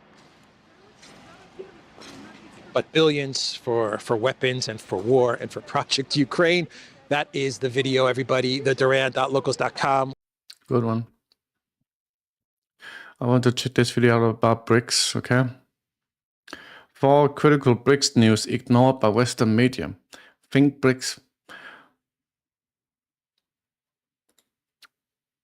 India pushes UN reform. The BRICS have been making headlines, both as a group and through the actions of individual member nations. But you won't know it from watching Western mainstream media. There, these stories are either ignored or buried, so the public doesn't see how the global south and multipolarism are steadily advancing on the world stage. What we are witnessing isn't just politics, it's the rebalancing of global power, and it's happening right now. That's why you, our friends and followers, made the right choice, because here on this channel we bring you the facts and events you won't find or will rarely see on traditional media. And today we have got a packed episode. From the United Nations in New York to the financial hubs of New Delhi, BRICS is shifting from theory to reality at lightning speed. Whether it's tied to India's upcoming 2026 BRICS chairmanship or the mounting pressure it feels from Washington, one thing is clear: India has been playing bold in recent weeks. Today we are going to break down 4 critical developments.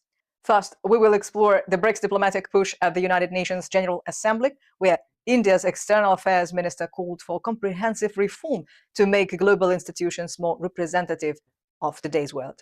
Second, we will analyze how the new development bank's rupee bond launch represents a breakthrough in local currency financing, a model that promotes financial stability and reduces vulnerability to external shocks. Third, we will discover why the proposed BRICS grain exchange isn't just about food security. It's about creating fair, transparent markets that serve producers and consumers across the global south. Fourth, we'll look at Palestine's application for BRICS membership and what it tells us about the bloc's growing appeal as a platform for nations seeking a more equitable international order. By the end of this video, you will understand why these developments matter for the future of global cooperation. So hit that subscribe button right now, because this is the story of how nations are building their own path to prosperity.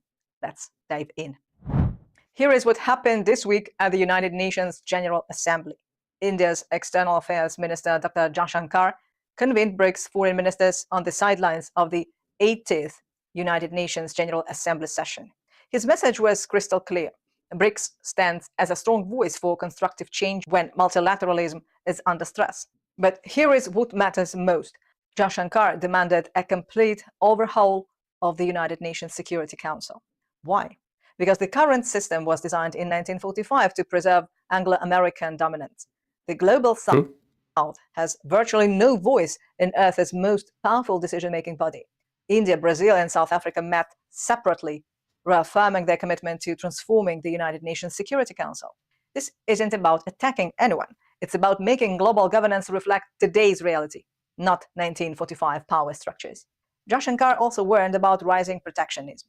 When major economies abandon open trade, developing nations suffer most. So BRICS is defending fair multilateral trade. Here is the kicker. Jaishankar co-chaired a meeting with Latin American and Caribbean states discussing cooperation in AI, critical minerals, and space technology. This is the Global South building independent networks. The goal, creating a truly multipolar system where all nations can thrive, not replacing the hegemony with another. What do you think? Is this the beginning of genuine multipolarity? Drop a comment below. Now let's talk about the big financial breakthrough. The new development bank, BRICS' own lender, is about to launch its first rupee-denominated bond. They are aiming to raise $400 to $500 million. Why this such a big deal? Because it's local currency financing. It's financial sovereignty in practice. When countries can borrow and lend in their own money, they are less exposed to shocks, less dependent on others, and more in control of their future. The NDB's 5-year plan is clear. By 2026, 30% of all its financing should be in members' own currencies. Since 2015, it's raised about $11 billion already, a third in yuan and rand. Now the rupee joins the mix. Think about what this means. For decades, development financing was dollar-dominated. That created volatility and dependency. BRICS is flipping the script, building a system based on sovereignty, stability, and shared growth. And here is the twist. Western banks are scrambling to underwrite this bond. The same players who profit from dollar dominance now want in. Why? Because they see the writing on the wall. Finance always bet both sides. Even with the rupee at record lows under US pressure, analysts say demand will be strong. Investors know diversification builds resilience. Meanwhile, in New Delhi, Prime Minister Modi met Russia's Deputy Prime Minister. They talked grain, fertilizer, and a free trade agreement with the Eurasian Union. This is economic sovereignty in action. Sure. So, to our Indian followers, what does the rupee bond mean for your country? Let's talk about the BRICS Grain Exchange. This initiative was formally endorsed by the 2024 Kazan Declaration. The goal, develop a fair agricultural trading system. And now we are seeing concrete steps toward implementation. And again, India is leading the action. On September 25th, Prime Minister Modi met with Russian Deputy Prime Minister Dmitry Patrushev in New Delhi. They discussed specific pathways to boost cooperation in agriculture, fertilizers, and food processing. More importantly, they raised the topic of creating the BRICS Grain Exchange as a mechanism to strengthen mutual agricultural trade. Why does this matter? Currently, there are over 40 commodity exchanges worldwide. Most are small, fragmented, or purely domestic. Within BRICS, only Brazil currently has a globally integrated grain exchange. So there is an opportunity here. The expanded BRICS bloc accounts for 44% of the world's grain production and consumption, 25% of global grain. Do you guys remember when China was like saving grain a few years ago, and we were like nervous that there was going to be like a global famine? But nothing ever happened. Experts, with major producers like Brazil and Russia and huge consumer markets like China and India, BRICS has a self-sustaining internal market. The BRICS Grain Exchange offers 3 strategic advantages. First, it creates additional market infrastructure in the Global South, reducing dependence on distant trading centers. Second, it allows for pricing and settlement in local currencies, reducing currency risk. Third, it enhances food security by creating direct links between BRICS producers. This is especially important now, considering what's happening in the West. And consumers. This is about food sovereignty at fundamental level. When regions can efficiently trade food among themselves, they build resilience. The commitment is clear and momentum is building. If you want to know more about this project, here is the video we made long ago. Now let's talk about a development that shows BRICS' growing appeal as a platform for fair international cooperation. This week, Palestine formally applied for full membership in BRICS. Palestinian ambassador Abdel Hafiz I didn't realize this. Confirmed the application. He noted this move comes amid rising global recognition for Palestine, including recent statehood recognition by several nations. For now, Palestine will participate as a guest while waiting a formal response on full membership. The response from Beijing was welcoming. Chinese Foreign Ministry spokesman said China welcomes more like-minded partners to join BRICS cooperation. He emphasized that BRICS has become a key forum for emerging markets and developing countries. It serves as a source of strong momentum for multipolarity and greater democracy in international relations. I wrote to you on Discord. The platform is widely recognized by Global South countries. What does this tell us? It shows that BRICS is seen as a space where nations can pursue cooperation based on mutual respect and sovereign equality, not based on military alliances or spheres of interest, but based on the principle that all nations, regardless of size or power, deserve a voice in shaping the international order. Palestine's application is part of a bigger shift. Across the Global South, nations want partnership, not patronage.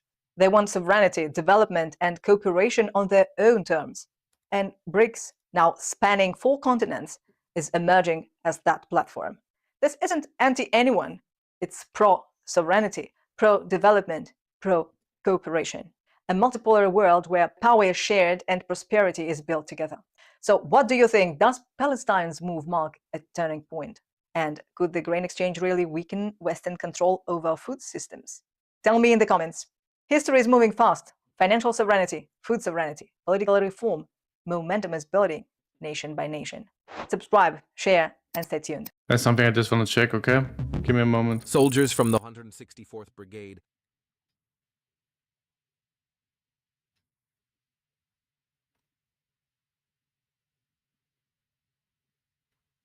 Oh, det er some dumb shit. There's some dumb shit.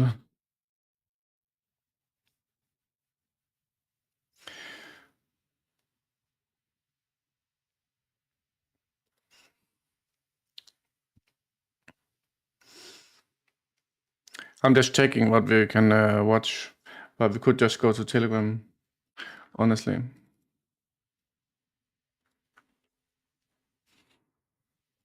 But cool BRICS update.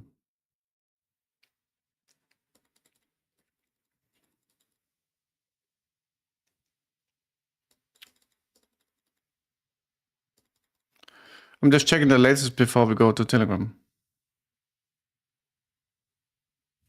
I could queue this one up to Wizard. Check Wizard. Check Discord. Check Discord.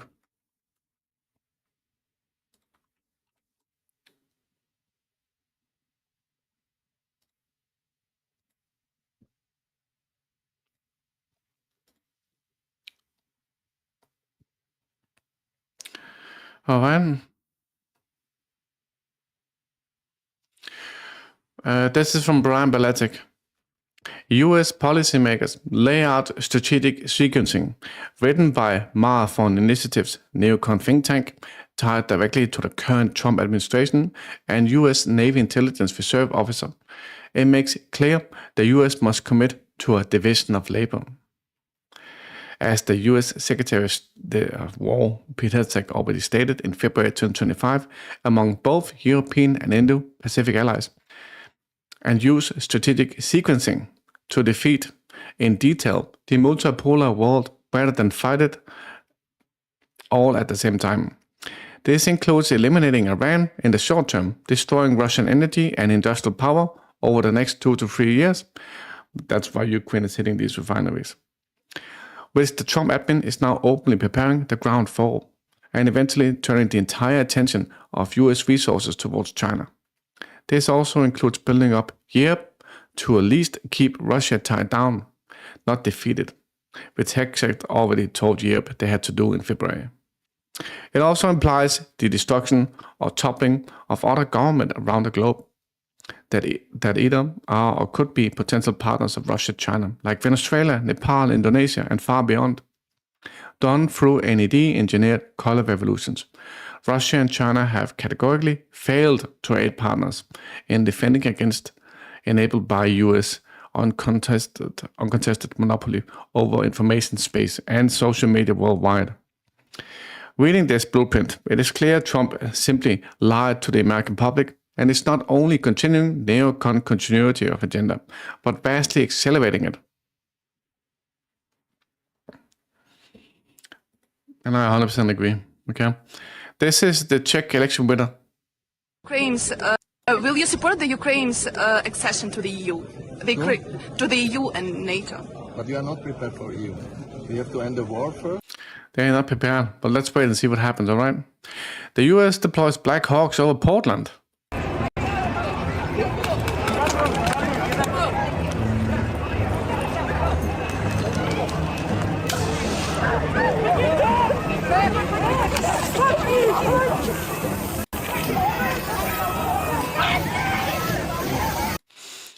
I wonder why they would need that one, dude. North Korea. Kim Jong-un unveils next-gen weapons. He attended the opening of the military hardware exhibition Defiance Development in Pyongyang. The event timed to coincide with the 80th anniversary of the founding of the Workers' Party in Korea. Let's have a look.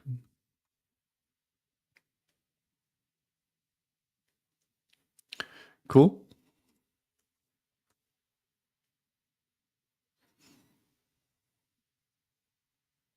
I wonder what that is behind them. Very cool though. We don't really get that many videos. Then we got ex-CIA analyst Larry Johnson about Tomahawks. Judge, will never come to that. The Tomahawks will never arrive in Ukraine. The Russians have that covered like a blanket. There are no Tomahawks to spare. And the ones that have nuclear capability, I'm not sure if there are any around that we could give it to the Ukrainians. What I look at from that little clip from Putin is he's saying, look, you know, even if they got Tomahawks, it's not going to change anything, number one. And if they actually got them, maybe they're going to be using these Tomahawks to hit Russian oil refineries. Right?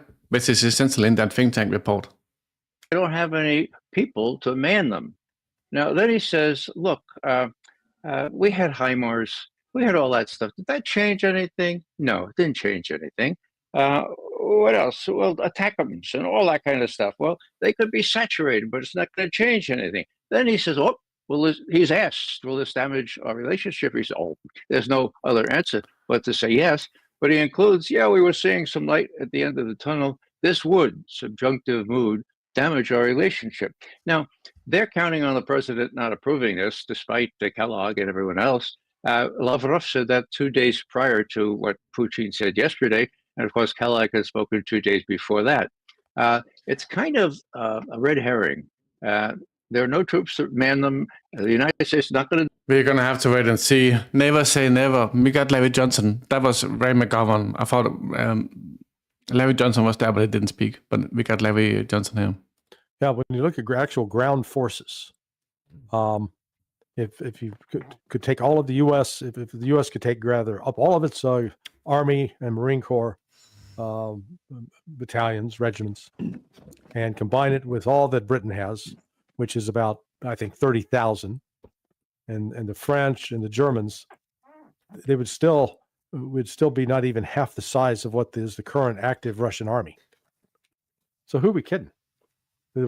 We think we can take on Russia when we're half, NATO combines half the size.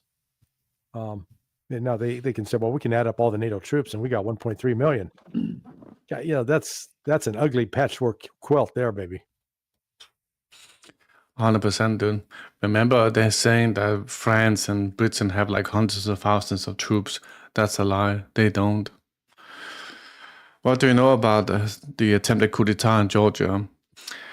Ever since the ruling Georgian Dream Party claimed victory in last year's election, paused talks on joining the EU, and resisted Western agenda to drag it into the conflict, efforts to meddle in the country's internal affairs have intensified.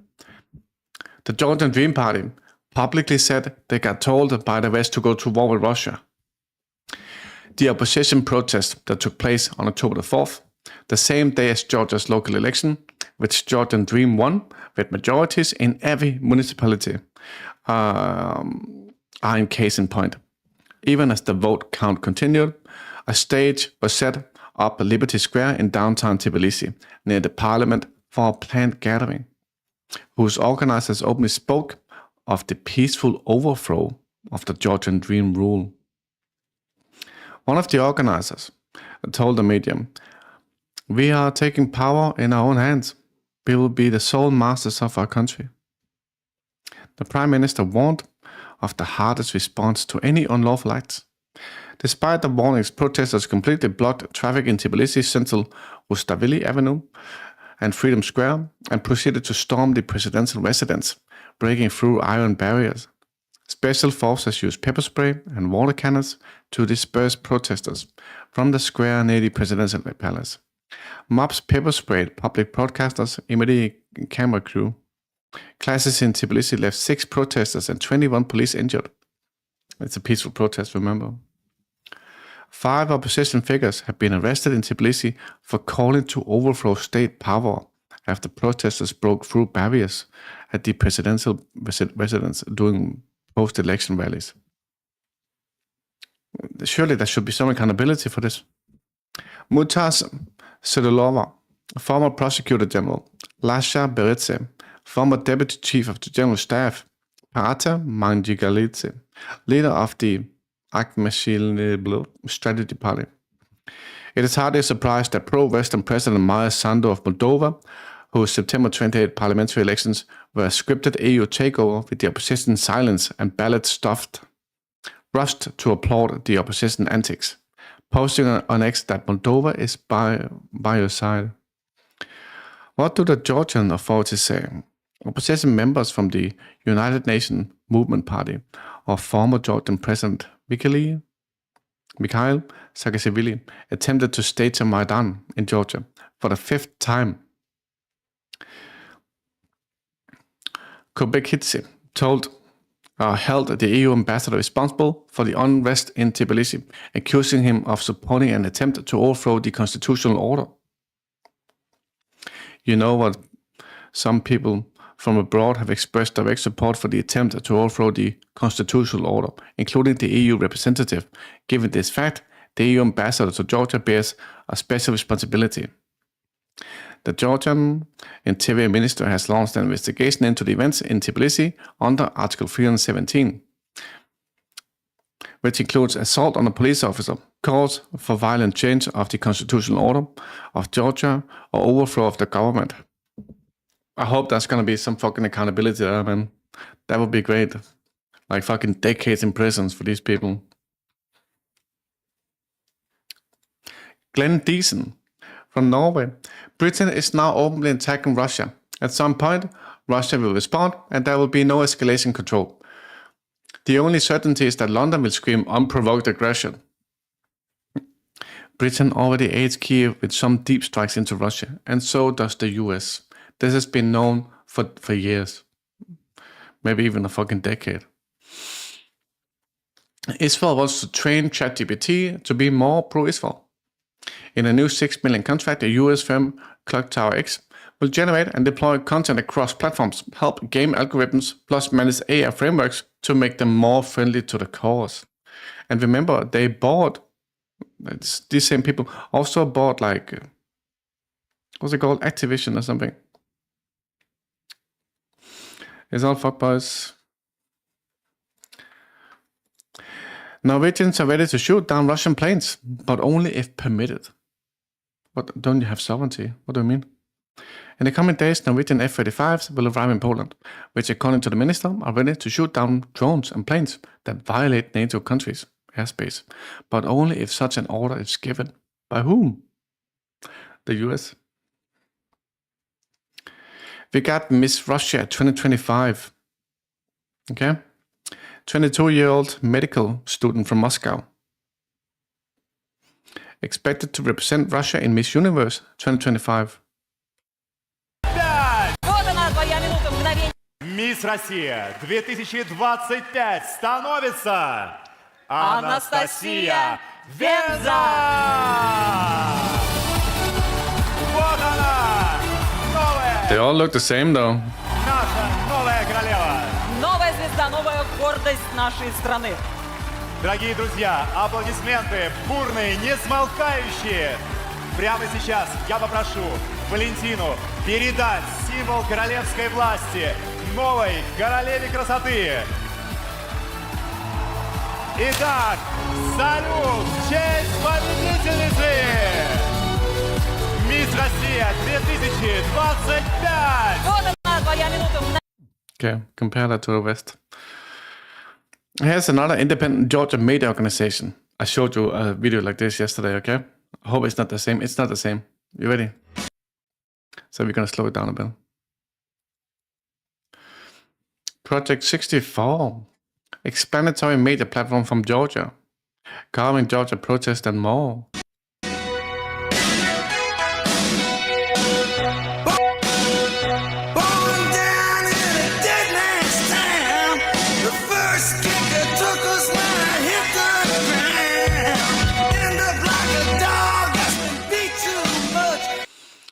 All right, co-founder. Radio Free Europe.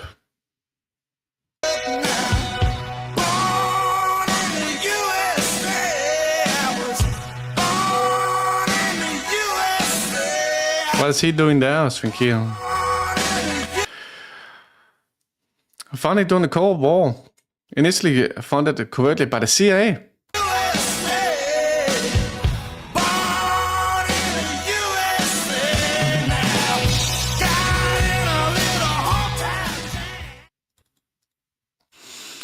Meanwhile, we got the TCC in Ukraine stealing cats. Look. He's just like, what are you up to, man? They're just fucking crooks, dude. So dumb. Just run away.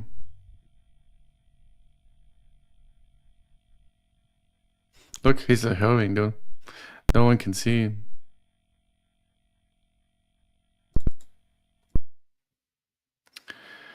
Participants in the unrest in Tbilisi, Georgia, who attempted to storm the residence of the Georgian president were controlled by foreign intelligence agencies, stated the president Kavalyashvili. Okay. I don't know what this is, but some cringe shit, boys. Inside Ukrainian resistance efforts in Russian occupied zones. Movement. Again, not a lot of information about. This is a video just released by the resistance movement. Remember, the Western media admits Ukraine is blackmailing teenagers in Russia to do terrorism. So, I don't know what this group is. Movement of the Ukrainian Special Operations Forces, kind of highlighting or advertising, if you will, some of the work that they're doing behind the front lines in occupied territories. You mean terrorism? Occupied territories of Ukraine. This is a group where we're going to learn a lot more about their actions after the war. And most likely these clips you're seeing here are edited. It's not real, and they didn't dress up like this, obviously. War comes to a close. There's limited information about them right now as the war goes on. And I think this is in Russia. I don't think it's like in occupied territories. What we have seen, this is not real. Certainly is reconnaissance.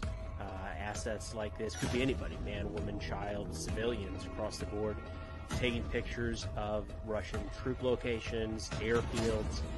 There's been some speculation that certain Ukrainian strikes with ATACMS, HIMARS, Storm Shadows, or others were prompted by members of the resistance. That's a lie, dude. They use US intelligence. Identifying key locations to hit, and then battle damage assessments. There's been multiple videos and pictures coming out showing, say, downed Russian aircraft well behind the front lines, and there's speculation that that's coming from groups like this resistance movement. Again, not resistance movement. Hey, Panamea, what's up? How you doing?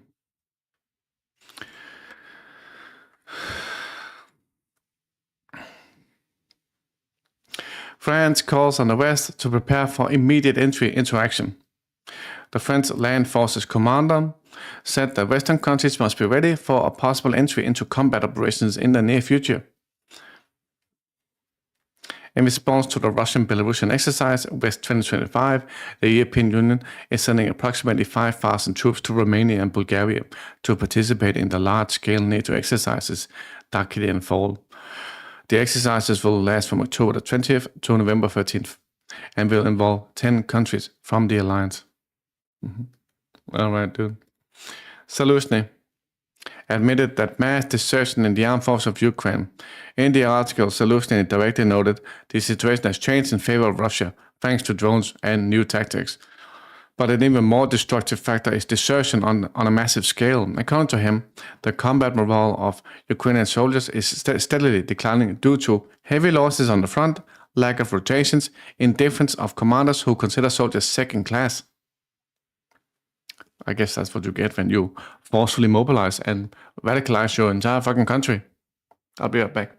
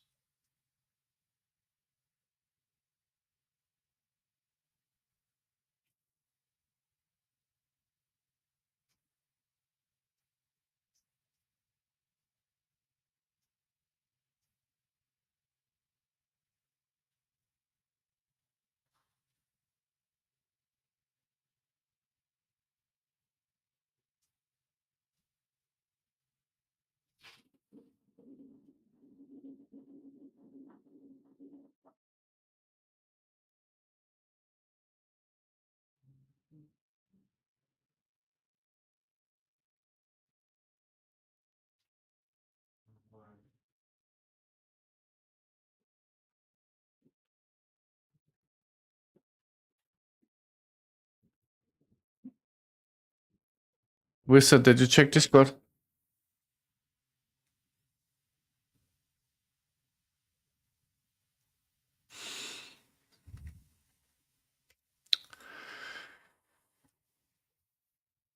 Former NATO Secretary General Jens Stoltenberg revealed how Donald Trump's dissatisfaction with defense spending almost caused the alliance to collapse in 2018. This is probably a lie. This is like an excuse made up for the public of Europe to say, hey, we needed to do this, otherwise we would lose the big American ally. He confessed that, though it was at the meeting that the alliance could fall apart, judging by the faces of the participants, many others thought it too. It's a made-up lie. To, again, a fearmonger about how we need America. If we don't have America, we need more defense spending. Fucking made-up lie, dude. Like America would break away from NATO. It's the one and only goal. Oh, let me check Wizard. There you are.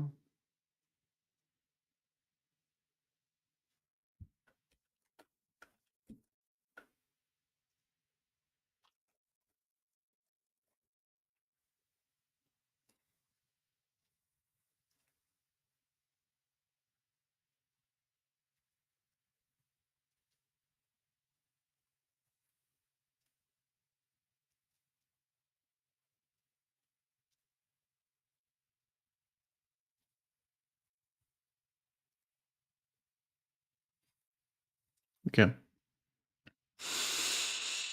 Where were we?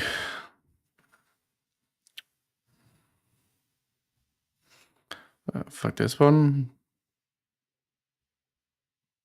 Katja Kallis. Russia is masking its failed summer offensive with a terror attack on Ukrainian civilians and infrastructure. What summer offensive? We keep supporting Ukraine as long as needed, finalizing the next sanctions package, ensuring financing, providing weapons. Russia will not stop until forced to. There was no summer offensive. And because Russia struck barracks or whatever, and then Ukraine took like a ventilation pipe on the floor. Look, hitting civilians. If there was dead civilians, the entire world would have seen them. Motivational poster. Ukraine is alive as long as at least one Ukrainian is alive in the world. Until the last Ukrainian, that is. We got another activist confirmed the harassment and humiliation of Swedish activist Greta Thunberg, another activist who were illegally detained by Israeli occupation forces in international borders. Greta Thunberg, a brave woman who is only 22 years old, she was humiliated and wrapped in an Israeli flag and exhibited like a trophy. I had a feeling of being in a really barbaric place, and I really hope that that this barbarism might be over soon. First, we were kidnapped in international waters. Privacy. They took us to land, and once on land, they behaved like a terrorist group. People were kicked. We were left without fresh water for over 2 days. Overall, they took every opportunity to humiliate any of us. We were treated like terrorists because we thought we were terrorists. So I was unlucky enough to get out just while Ben-Gvir was coming, and so the police used very, very tight handcuff on us that stopped our circulation. They blindfolded us and they put us in a van with barely any clothes and with very, very low temperature. So air conditioning that was freezing, and they kept us there for probably 3 hours. Not surprising, dude. But imagine with the Palestinians detained there.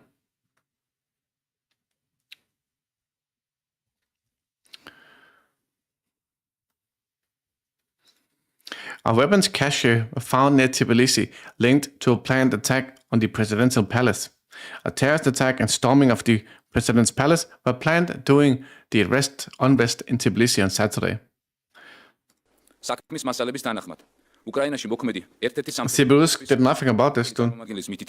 რაც დასტურდება არაერთი მტკიცებულებით, საქართველოს მოქალაქე ბჭ-მ შეიძინა დიდი რაოდენობით ცეცხლსასროლი იარაღი, საბრძოლო მასალა და ასაფეთქებელი საშუალებები. ჩვენს ხელთ არსებული ოპერატიული ინფორმაციით, აღნიშნული საბრძოლო მასალის გამოყენებით თბილისში 4 ოქტომბრის დაორგანიზებული ჯგუფის ჯგუფური ძალადობისა და პრეზიდენტის სასახლის ხელში ჩაგდების მცდელობის პარალელურად დივერსიული აქტები უნდა განხორციელებულიყო. სახელმწიფო უსაფრთხოების სამსახურის თანამშრომლების მიერ გატარებული პრევენციული ღონისძიებების შედეგად მოხერხდა იმ პირთა წრის განეიტრალება, რომლებსაც სავარაუდოდ აღნიშნული საბრძოლო მასალა და ასაფეთქებელი ნივთიერებები თბილისის ცენტრში უნდა გადმოეტანათ. სპეციალურ სამალავში აღმოჩენილი ცეცხლსასროლი იარაღი, საბრძოლო მასალა და ასაფეთქებელი საშუალებები გადამალული იყო თბილისის მახლობლად ტყის მასივში. ჩვენს მიერ ასევე იდენტიფიცირებულია პირი, რომელმაც ბჭ-ს შეკვეთით დაამზადა დეტონატორის პულტი, რომლითაც შესაძლოა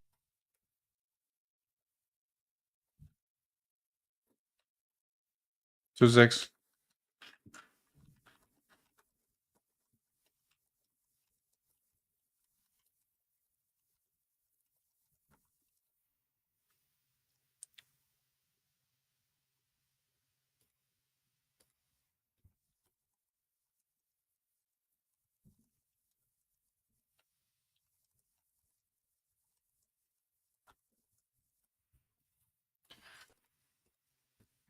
Yeah. This is the one.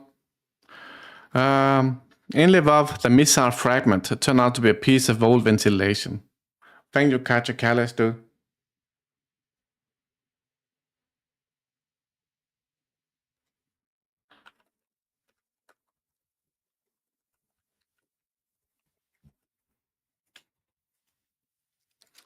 Aftermath of the Russian missile strike on the Sparrow Park Lvov industrial zone.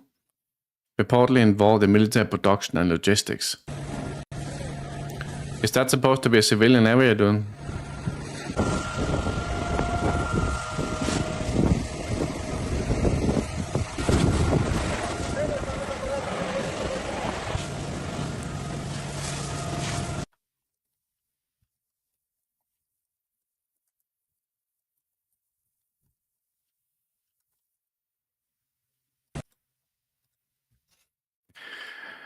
We got political commentator Hedges comparing Trump to the Nazis. He's a con artist, he's a demagogue, he's a grifter. It's all transactional. He's obviously morally bankrupt, intellectually limited. And he reminds me of the figures I covered in Yugoslavia who rose up from the swamp of Tito's decayed Yugoslavia, Radovan Karadzic, Slobodan Milosevic, Franjo Tudjman, and Weimar too. I mean, if you look at the collapse of Weimar, you have these buffoonish thugs, which is what the Nazis were. He and the people around him are just mediocrities, goons. So, I mean, we're in big trouble.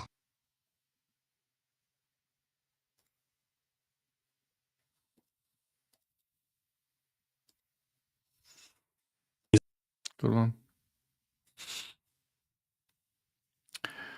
Thousands scattered in Amsterdam, denouncing Israel's genocide and starvation.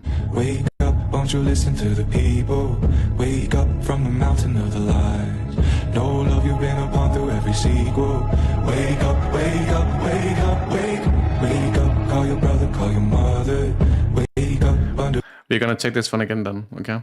He's a con artist. He's a demagogue. He's a grifter. It's all transactional. He's obviously morally bankrupt, intellectually limited. And he reminds me of the figures I covered in Yugoslavia who rose up from the swamp of Tito's decayed Yugoslavia, Radovan Karadzic, Slobodan Milosevic, Franjo Tudjman, and Weimar too. I mean, if you look at the collapse of Weimar, you have these buffoonish thugs, which is what the Nazis were. He and the people around him are just mediocrities, goons. So, I mean, we're in big trouble. PBG would love that one, dude. Right.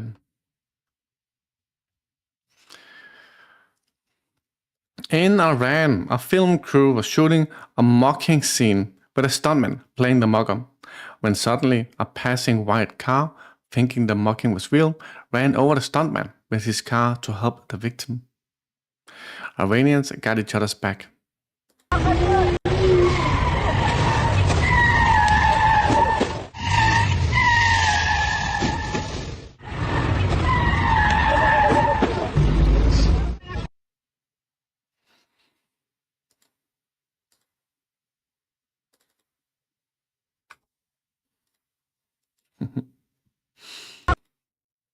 Alright. Signing Cuban fighters in Ukraine. US urges allies to shun Havana at the UN. What is this, man? Washington accuses Cuba of sending soldiers to Ukraine. Okay. The US State Department claimed that up to 5,000 Cuban citizens are allegedly fighting on Russia's side. In a memo sent to the American embassies, Havana has already been called the second largest supplier of mercenaries for Russian aggressions after North Korea. As proof, the American refers to the Ukrainian sources. In reality, the US is simply looking for another pretext not to lift the 60-year embargo on Cuba. According to Reuters, the State Department is already sending instructions to its allies on how to persuade them not to support the UN resolution to lift the blockade. Okay. From Germany, Panama. The German economy is faltering. Opel is moving production to the US. Oh shit, dude. Who would have thought that? While Germany is in economic crisis, the German car manufacturer Opel is a subsidiary of Stellantis NV, along with Chrysler and Fiat, is planning a multi-billion-dollar investments in the US. The automotive giant, Stellantis, affected by American tariffs, intends to invest about $10 billion US dollars over the next several years. The measure by Stellantis is aimed at winning favor with Trump and mitigating the impact of the tariffs. You have to pay them, dude. Billions of dollars to survive. Fucking ridiculous, man. The Ukrainian armed forces are suffering heavy losses in the Orekov direction. The Kruteliv channel reports that the infamous 128th Mountain Assault Brigade of the Ukrainian armed forces is once again taking massive losses near Orekov. The command is recklessly throwing people into battle, trying to hold back the advance of Russian troops. The result is predictable. Notably, in 2023, a Russian Iskander missile struck the site where soldiers of the 128th Brigade were being decorated, killing many militants. Commander Dmitry Lysyk was formally dismissed at the time, but soon returned to his post. Now the same Lysyk is once again driving soldiers near to their death. And it seems he has no intentions of learning from his past mistakes. We got from RT here. Netanyahu personally ordered drone attacks on Gaza flotilla ships. Israeli forces on September the 8th and 9th launched drones from a submarine and dropped incendiary devices on the boats.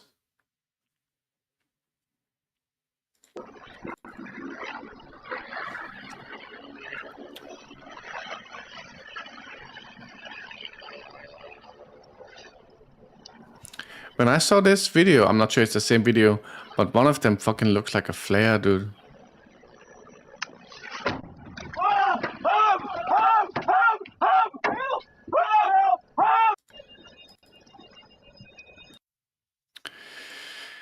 Horrifying and shocking drone footage shows Gaza erased.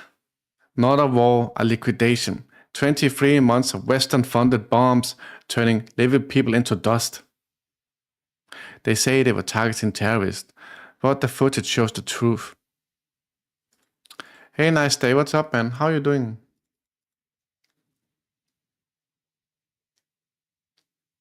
I've heard people, Svinkir, American veterans saying, yeah, but this is how you fight terrorists. This is how we fight terrorists. You have to just kill everything and everyone.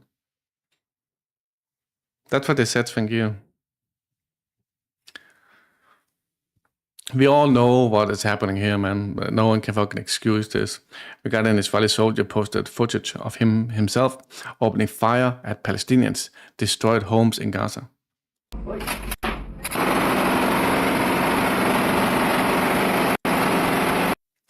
I think it is worse. It's okay. Way more explosives have been dropped. Despite their false claim of holding their military offensive, Israeli occupation forces continue to detonate residential buildings across the Gaza Strip.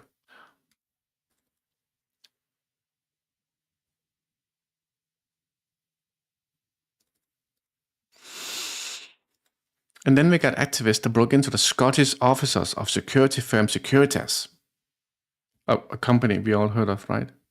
Over its role in protecting Leonardo's Edinburgh's facility that manufactures laser targeting system used in Israeli F-35 aircraft.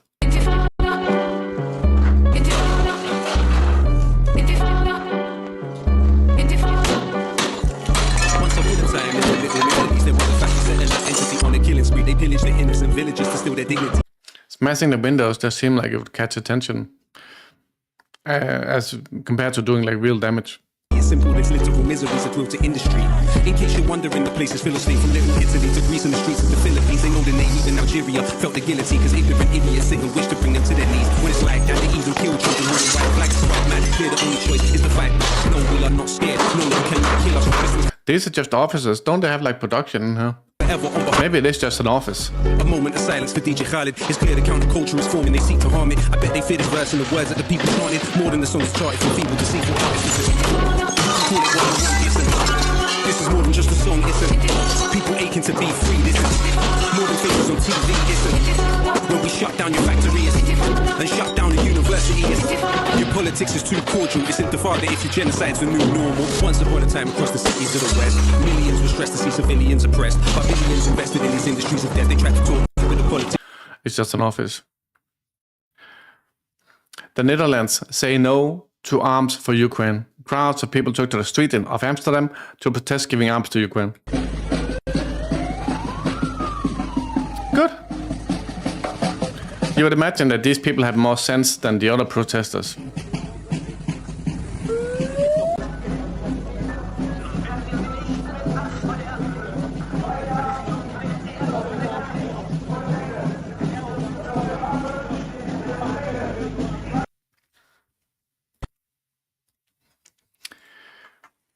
Ukraine blocks discharged mercenaries from leaving. A group of 40 Colombians officially discharged but unable to leave Ukraine are begging the government for rescue from worsening nightmare. Mercenaries are being transported to unknown locations after being requested repatriation. They were forced to sign untranslated documents and their wages were systematically withheld. Mercenaries claim Ukrainian officers profit from soldiers' insurances and salary in corruption scheme while holding them hostage. So they're getting money from foreign aid and they're used for mercenaries and then they don't pay them, keep the money. And if they leave, they can't like pocket that money. Holy shit, dude. It's just so fucking corrupt. We got Anna Lindeberg back here.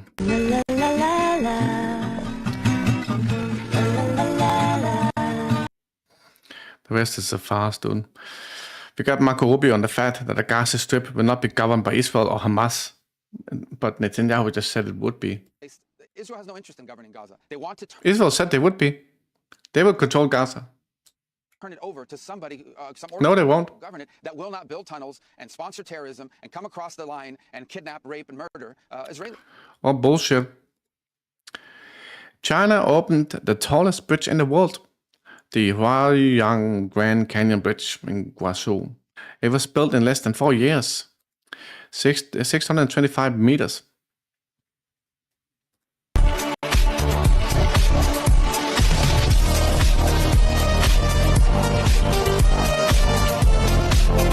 that a restaurant, dude?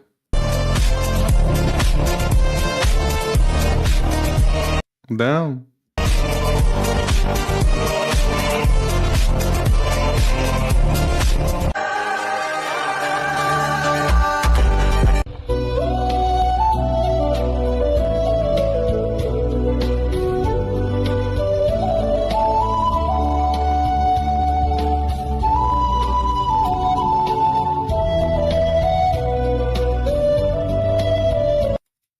Wow, dude.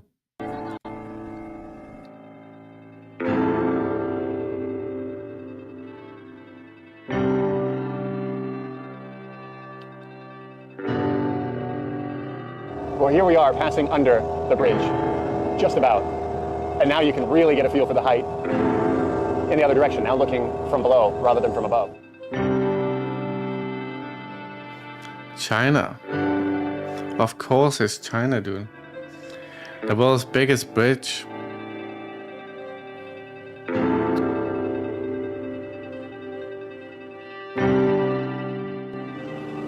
It doesn't look as wide as it actually is when you're on the deck of that bridge. But it's still amazing. It just looks like it's this platform just cutting through the sky. It's even more impressive when you can't see the towers and you can't see the support wires. And you just see this platform, like I said, cutting through the sky. Yeah, it looks remarkable. Is Intel at protest? How so?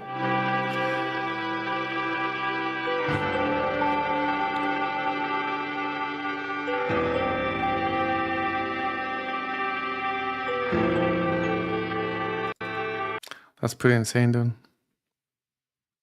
The bridge is 2,890 meters long.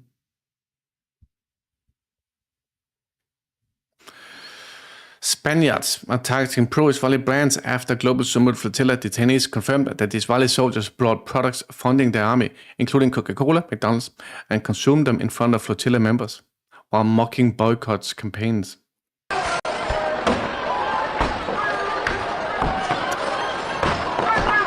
That's what you get, dude.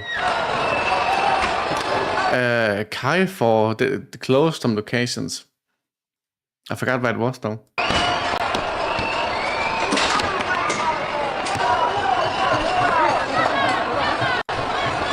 Nice one, Ben.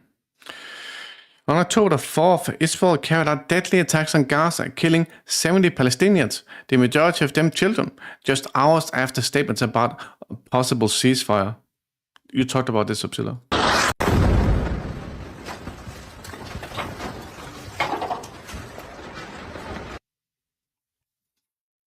Can we watch this? Yes. Okay, this is relevant, all right?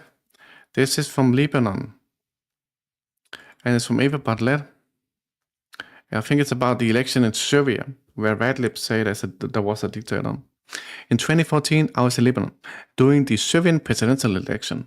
I went to the Syrian embassy, which was crowded with Syrians who wanted to vote. So crowded it stayed open at a second unscheduled day. Both days stayed open 5 hours beyond the 7 p.m. intended closing time. Western media, of course, called the election a sham. Syrians were forced to vote. This was nonsense. But the flooding of the Syrian embassy in Lebanon was proof that it was nonsense. No one was forcing them to vote. Meanwhile, Syrian embassies around the world have been closed in previous years, meaning Syrians who wanted to vote couldn't or had to fly to Damascus to do so. In 2021, I was in Damascus for the presidential election and also went to nearby Douma, where Syrians were celebrating the elections. I went to Umayyad Square, the central square in Damascus, before the results was announced. The mood was festive. The square jammed with Syrians celebrating. The celebrations got louder and lasted for hours. PPG, this is Eva Bartlett, who was in Syria during the Assad election, debunking the Western media that you are always repeating, that he's a dictator. And it's so annoying you keep repeating that Western bullshit every day, dude. Now Al-Qaeda ISIS Jolani is holding elections in Syria for the People's Assembly. Under Assad, there were presidential elections and multi-party assembly elections. Under NATO-backed unelected terrorist President Giuliani, all assembly members will be directly or indirectly appointed. Something else, PPG. I was in your chat earlier, right? And your chat is going fucking insane. You should moderate it sometimes. People in there are talking about doxing and all sorts of insane shit, dude. You should fucking moderate that. It's just like, imagine if you're gonna be friends with the left unset at some point. You have been angry at each other before, man.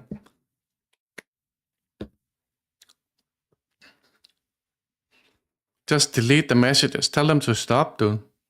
Otherwise, you're never gonna be friends with him again. Ava Bartlett, doing excellent work, dude.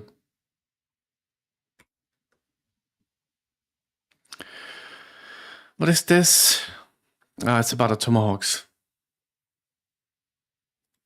No, you didn't, dude. A potential US decision to supply Tomahawk missiles to Ukraine may ruin the positive trend in relations between Russia and the US. Great. Fine. Trump hints at new phase of US operations after strikes off Venezuela. Next, we'll hunt them on land. In recent weeks, the Navy has supported our mission to blow the cartel terrorists the hell out of the water. You see that?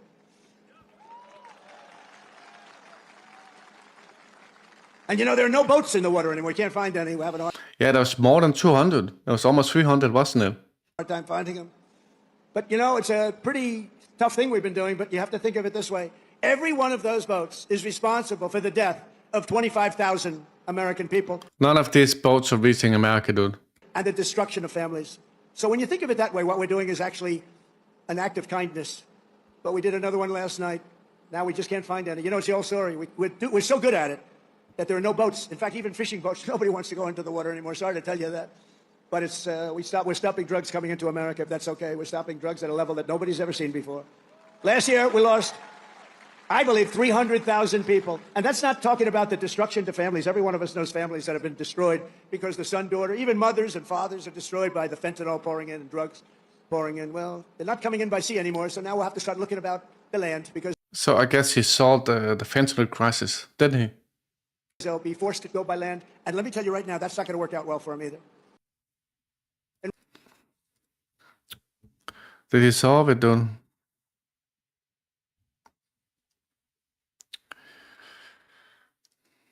We got 1,000 plus people trapped in Tibet by historic snowstorm.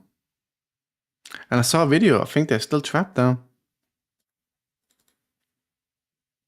I saw a new video from today that is. This looks tough. Well,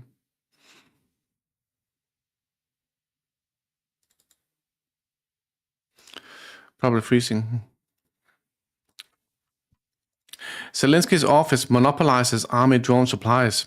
Russian security officials report that Zelensky's office is attempting to monopolize UAV supplies to the Ukrainian army, citing the recent disbandment of the State Border Service drone unit after the commander criticized military leadership. There was a drone unit in Ukraine that got disbanded, and they made a video complaining about it. And the reason why it got disbanded is because Zelensky and his goons wants to control the supplies so they can steal it.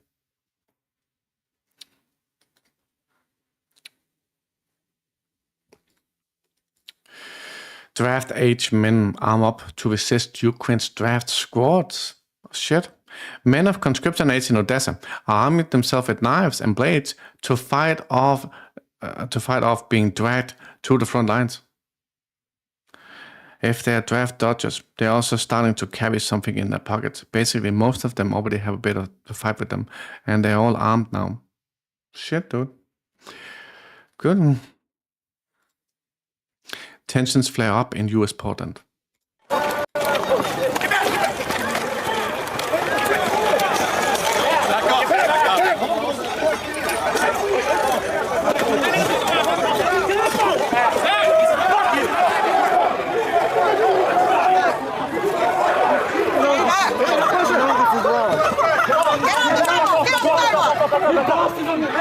That's about time.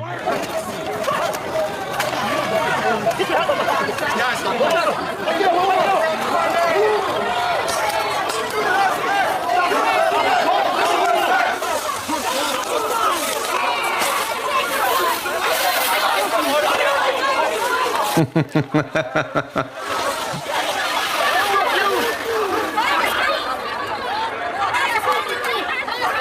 gotta be honest, I don't think I'm made for this, man. Kill yourself! That's his best! Kill yourself! Get to that circle. Hey, what is this? That serve, man. Come back. Get back! Get back! Stop that dancing! Stop that dancing!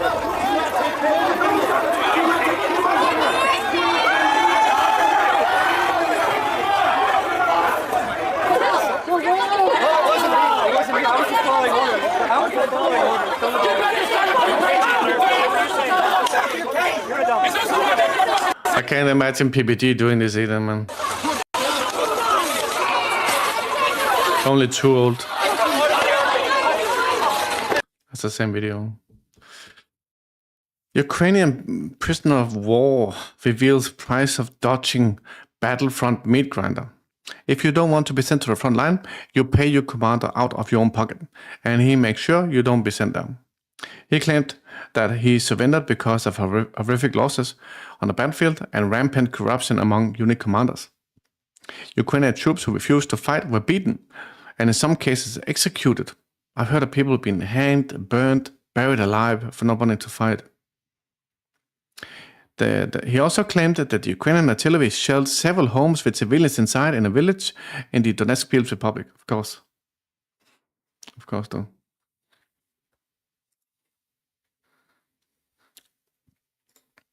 We covered this slightly yesterday from Angela Merkel. Poland, Estonia, Latvia, and Lithuania disrupted negotiations with Russia in 2021, not 2022, and thus indirectly contributed to the outbreak of military conflict in Ukraine. Obviously, she's lying. It was herself, and France, and America that was peace guarantors to the Minsk agreement. And they fucked up, dude. We got Zaluzhny again here.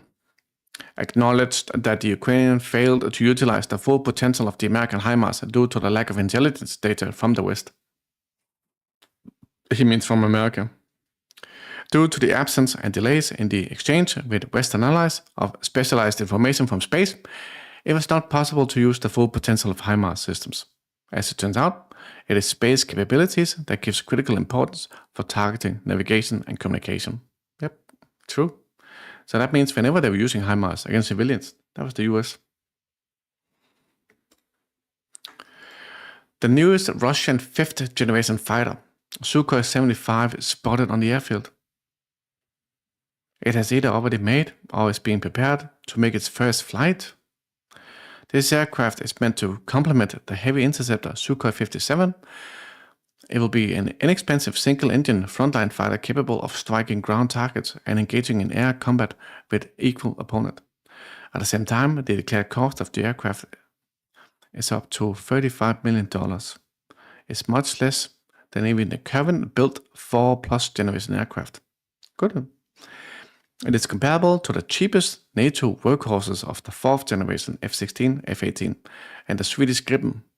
Also, the flight hour cost of the Sukhoi 75 will be comparable to the old-timers. Nice. Judging by its characteristics and concept, our designers, the Russian designers, were inspired by the success of the Swedish Gripen. Only this will already be a 5th generation aircraft, with all the necessary attributes for such machines: stealth, cruise, supersonic speed, super maneuverability. Cool.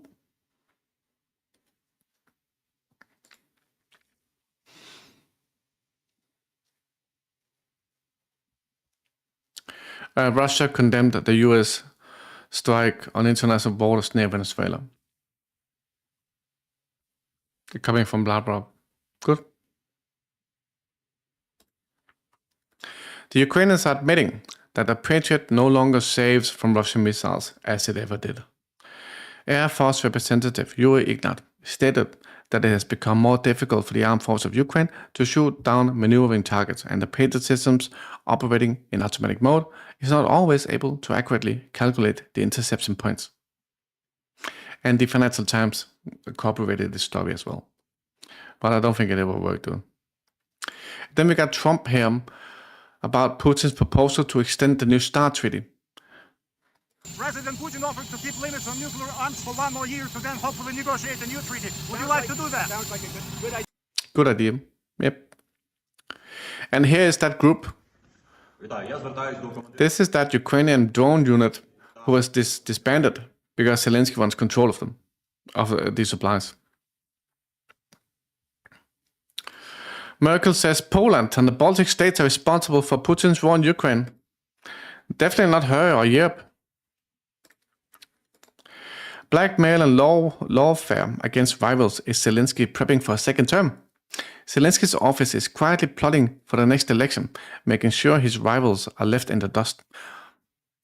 Aides are pulling out of all stops, using every tool at their disposal, including lawfare, to intimidate, smear, and sabotage political foes, and ex-ministers claimed they are basically blackmailing anyone they see as a potential threat.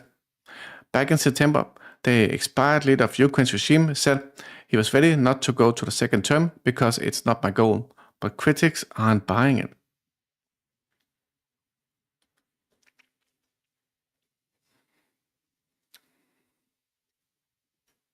Yes, exactly, Panamera. And the red lips forget about that all the time, including PPG. Ezért új formátumot akartam, akkor még Macron elnökkel együtt, hogy az Európai Unió...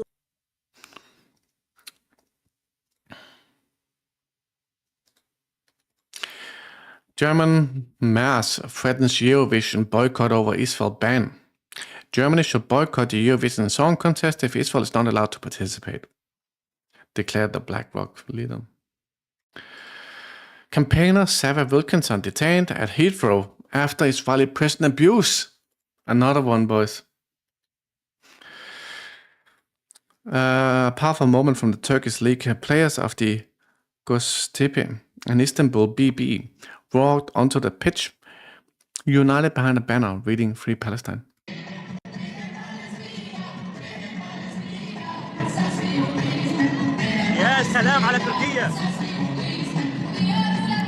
And then we have a Swedish song in the background.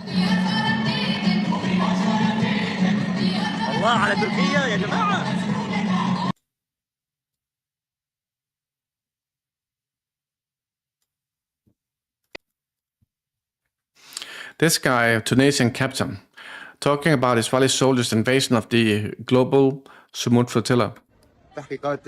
He said that the Israeli National Security Minister, Ben Gvir, sent Israeli soldiers from Tunisian and Moroccan origins to abuse the activists, particularly the Arab ones, in Nakab prison, and doing the hijacking of the flotilla ships. Hey Ding Dang, what's up, man? We got Netanyahu saying that Israel has no intentions of leaving Gaza. He said that after Hamas releases the hostages, Israel will carry out a tactical withdrawal, but emphasizes that it will remain in Gaza. Well, we accepted the deal as... Let me just cover this. As did all the world. It was President Trump's plan. Hamas says that it accepted the deal. Now the onus is on Hamas. This plan consists of two parts. The first part is releasing all the hostages. Israel makes a tactical withdrawal, stays in Gaza. And then the second part is meant to demilitarize Gaza and disarm Hamas. That will be negotiated. But the first part is there. It's agreed upon. And that could be indeed the beginning of the end of the war. And as I said, since we accepted it, we have to see what Hamas will do. If Hamas will accept it, I think it's a very good sign. Moving on. All right. And he also saying Israel will remain responsible for security in Gaza. I think everybody understands that Hamas rule has to come to an end.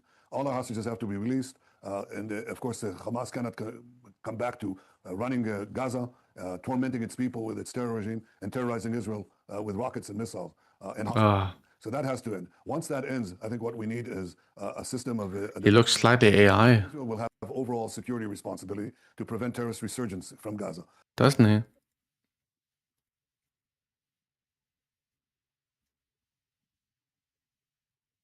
I'm doing good, Ding Dangler. I've noticed you've been lurking, but not speaking. The balloon that caused Vilnius airport to be closed last night turned out to be smuggled cigarettes by a wizard.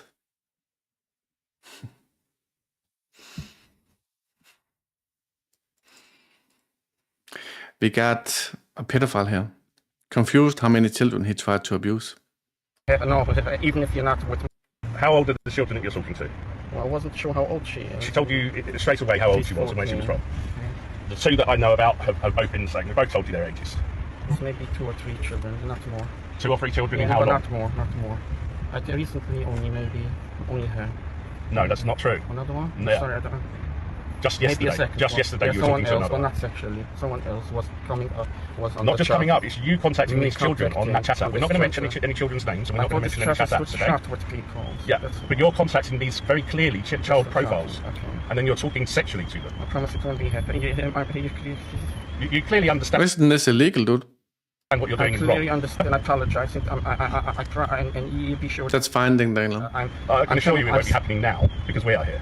Well, that's what after we've you come hear to it do. won't happen. No, even if you're not with me, even I'll be locked in a room myself. I'll be scared to do it. Well, I hope so. You should be scared to do it before now. Yeah, it was. What's going through your mind to think that a child is going to come and meet you?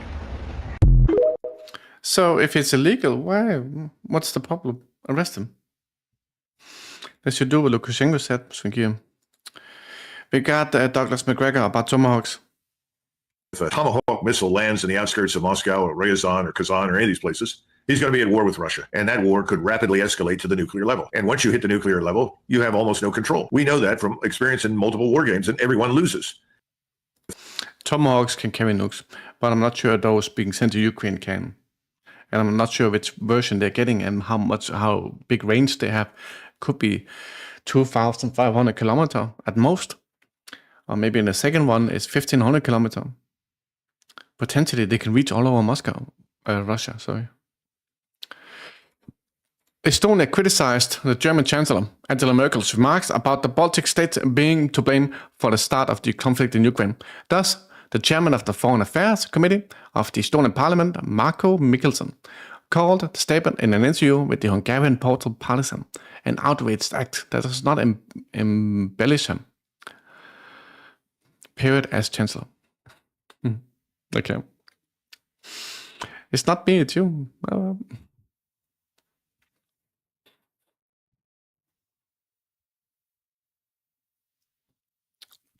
A former chief of staff of the French Air Force, Jean-Paul Paloméus, cautioned NATO against striking Russian aircraft cause it would please Putin. Thing will be like some suggested to fire a Russian aircraft who is by the border of Estonia, these sort of things. Mr. Putin would love that, and NATO shouldn't do that. NATO is a very solid alliance. It's very reliable. It's based on defense, and only when there will be a proof or intent, intent or hostile act, NATO will react. That Tomahawk has a long range for sure, right? We knew that from when it hit the Pentagon.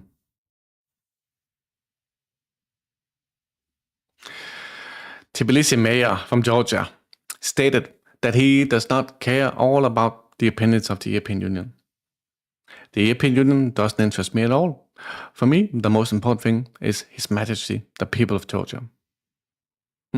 That's how they should be. Meanwhile, in Ukraine,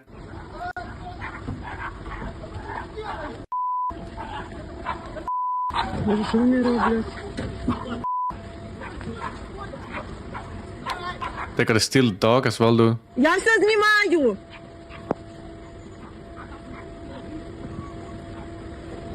They're stealing the dog, did you see them? And the man, of course. Despicable people.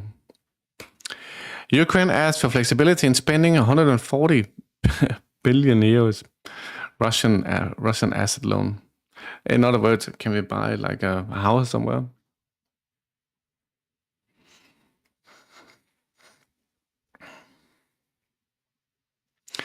This is from Russian intelligence.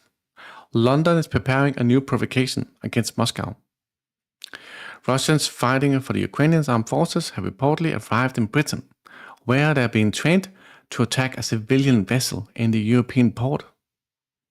After the state's attack, British authorities plan to accuse Moscow, a calculated move aimed at deceiving the European public, justifying further militarization and escalating aid to Kiev. Could you imagine if they attack some fucking civilian ship, kill them all, dude? With U-crops. saying it's Russia.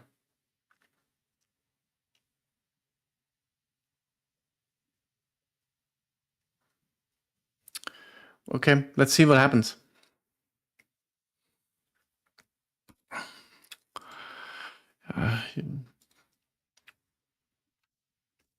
Ukraine's secret weapon spending faces questions after internal review. Corruption shadows Ukraine's booming arms industry.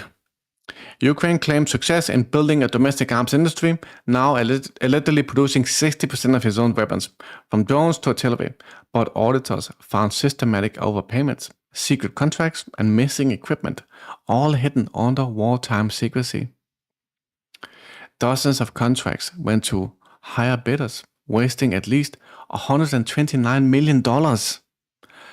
Late or undelivered weapons, prepayments with no results, and no transparency. Watchdogs warned Ukraine still hasn't broken the deep corruption culture in defense spending. The new procurement agency created in 2023 after the egg and coat scandals hasn't solved the problem. 2 directors already fired. Those scandals forced Defense Minister Oleksiy Reznikov to resign after revelations of eggs bought at triple price and fake winter coats for troops. Western donors are funding these systems over $1.16 billion from Europe under Danish coordination. Much of it flows revived sword factories and private startups with weak oversight. What has happened in Serbia? There was some protest in Serbia a while ago, again funded by the West, to try and overthrow Vučić.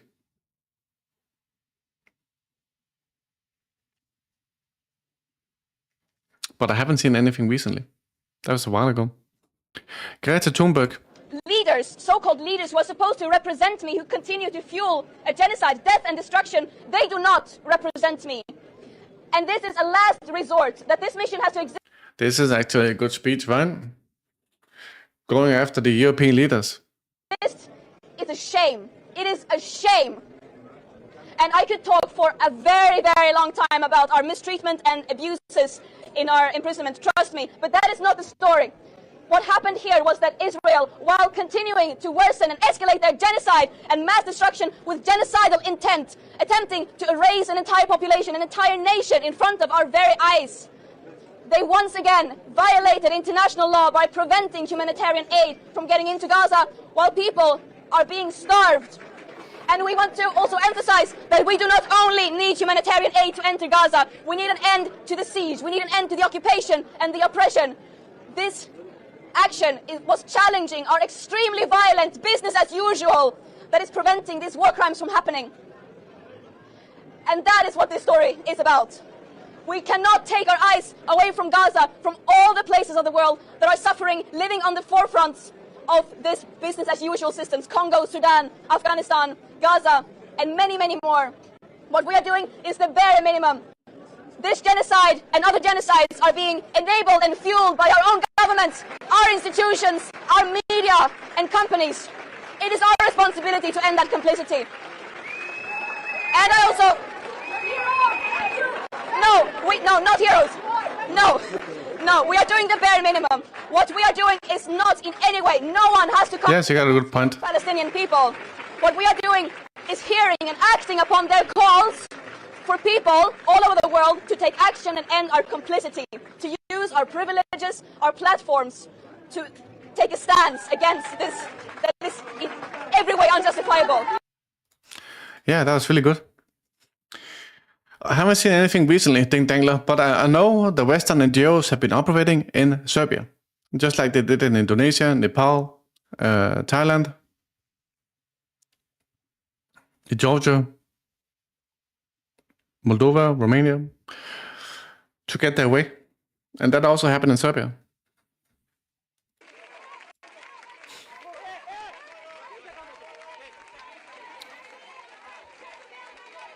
She's tiny, dude. Hey, Shant, you're late. Funds allocated for the construction of fortifications to protect energy infrastructure were spent, but actual fortifications have never been built, stated Ukrainian MP Anna Skowkot. Weird. Everything's just gone, dude.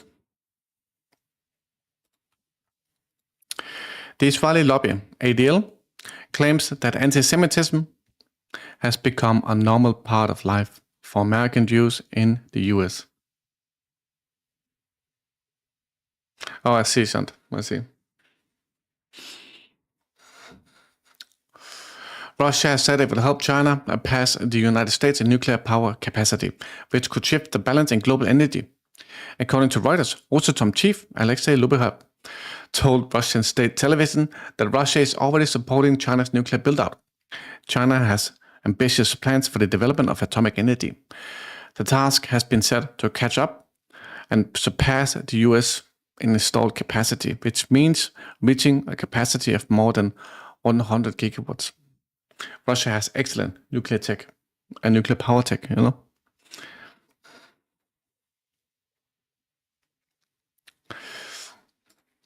Okay.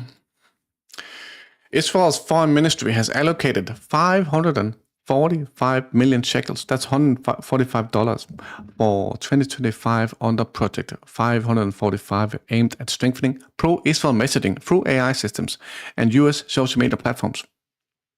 The program includes $6 million contract with Clock Tower X LLC, a firm run by Brad Parscale, Donald Trump's 2016 campaign manager and 2020 senior advisor, to run digital influence campaigns, primarily targeting Gen Z audience on TikTok.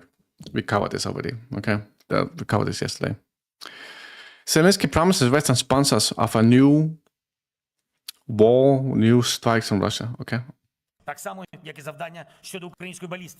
He's saying, as for Ukraine's ballistics, we have already successfully used Neptunes, our cruise missiles, several times, and the time will come when we'll start regularly using our own ballistic missiles.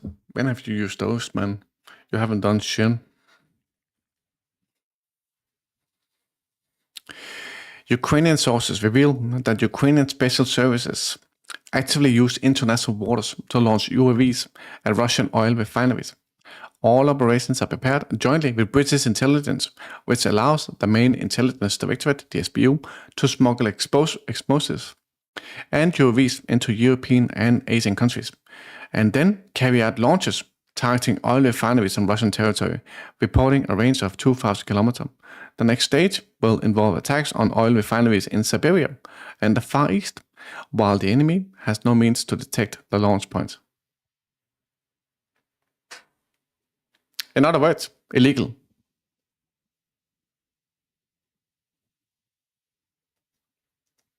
Georgia. How EU's playbook failed in Georgia. There was unrest in Georgia on Saturday. The attempt to replicate the Romanian-Moldovan scenario in Georgia has failed. The Eurosceptic Georgian Dream Party has won elections and thwarted a coup attempt. The EU playbook in Romania and Moldova. Previously, pro-EU forces won elections in Moldova and Romania amid numerous voting violations. In both cases, anti-establishment candidates were harassed and labeled pro-Russian. Why the Georgian Dream won? Since 2012, the EU has deceived Georgia with promises of imminent membership, but those fairy tales collapsed after Tbilisi refused to be a Western pawn in the South Caucasus and placed its national interest above Western influence. Botched coup in Tbilisi. After losing the election, Georgian pro-EU politicians attempted a failed coup on October 4th. Most are corrupt ex-officials from Saakashvili's cabinet, who saw it as a last-ditch bid for power. A leaked audio allegedly captures Bukulisucha, and others have been charged with attempting to overthrow Georgia's constitutional order. Okay. Turbo, thank you for the gifted. Again. 25 gifted. Thank you, Turbo.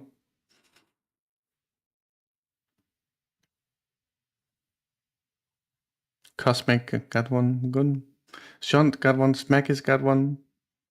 Nice Day got one. Dark Coal got one. Arsenic got one. PBG got one.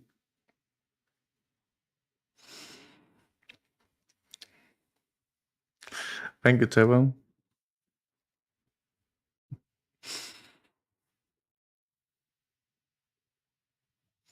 Yeah, that's why I sent that link to you from Amazon.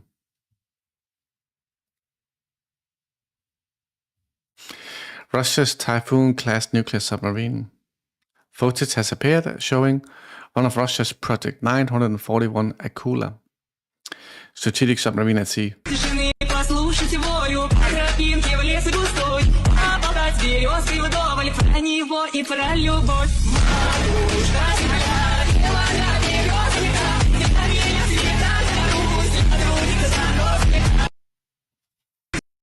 Very cool. I love watching submarines. Angela Merkel is proud that she disrupted the Minsk agreements and pumped Ukraine with weapons. In an interview with Decide in 2022, you said that the real goal of the 2014 Minsk agreement was for Ukraine to buy time and be able to prepare. And according to you, Ukraine used this time to be able to defend itself. Did you consider the escalation of the armed conflict in Ukraine inevitable? I can only speak about what I saw myself, namely, in 2015, the Russians were advancing more aggressively into Ukrainian territory. She's talking about the Donbas people. There was no Russians there, so 6,000 Ukrainian soldiers were surrounded in the city of Debaltseve, and the French president, François Hollande, and I decided that we needed to try and reach an agreement.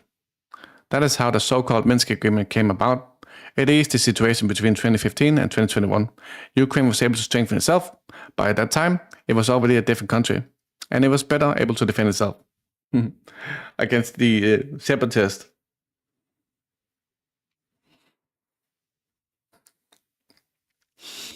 More from Georgia.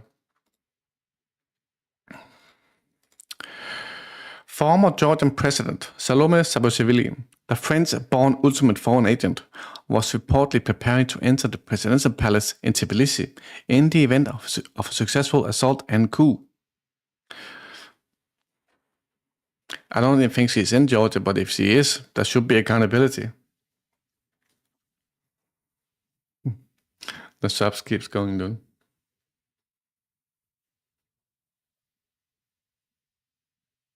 We got level 6 hype train. You know, initially when I was streaming and I was like more pro LGBTQ, I got more like subs from these people, but not anymore, dude. We got prices for the TCC services from Ukrainian Armed Forces militant. Paying someone off on the spot, on the street, costs 500 euros. If you've already been put in the car, exiting cost 1,000 euros. If you're brought to the TCC, but haven't been processed yet, that's 10,000 euros. After completing the paperwork, exiting cost 15,000 euros. Is that like 5 years of work in Ukraine or something? Meanwhile, in Odessa, we got a woman here trying to save her man. Greta. Hello, this is going to be a long video, but I have a lot to say, so bear with me. And we are now many who are safe and released from imprisonment and absurd mistreatment. But hey Tara, what's up? How are you doing? And they need to be released now. But most importantly, we are not the story. Thousands of Palestinians are currently being held in Israeli dungeons without a trial, hundreds of which are children. Millions are living trapped under an illegal siege in an apartheid state and occupation, who are being systematically starved and bombed to pieces. Basic societal infrastructure is being targeted and destroyed, and Palestinians are being systematically deprived of their very basic rights and means to survive, such as producing their own food, controlling their own territorial waters, and children being able to go to school. And the whole world knows that this did not start on October the 7th, 2023.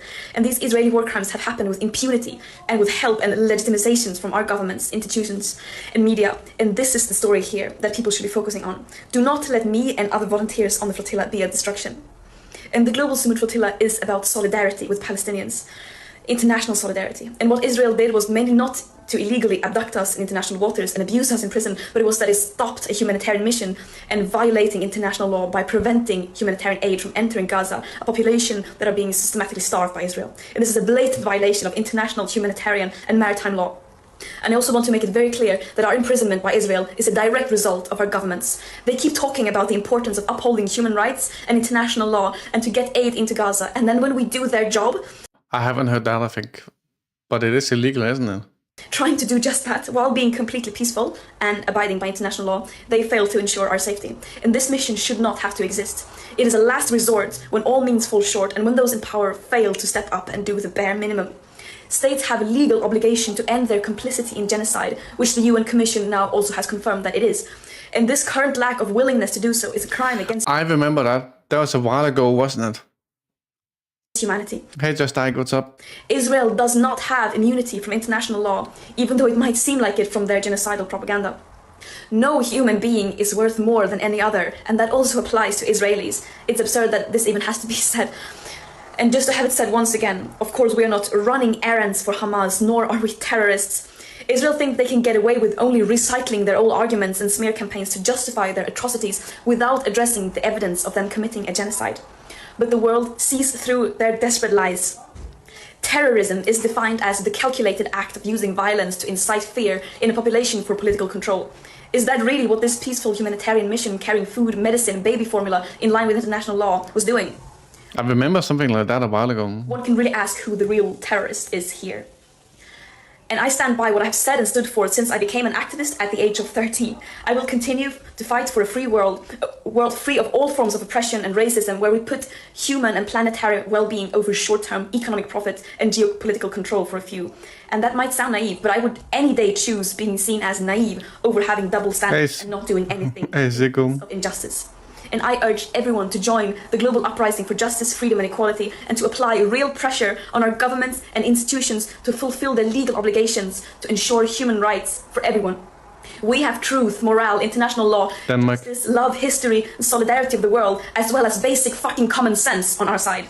The war criminals have hate, lies, and weapons. Justice will prevail. Free Palestine. Yeah, she's doing good work at least.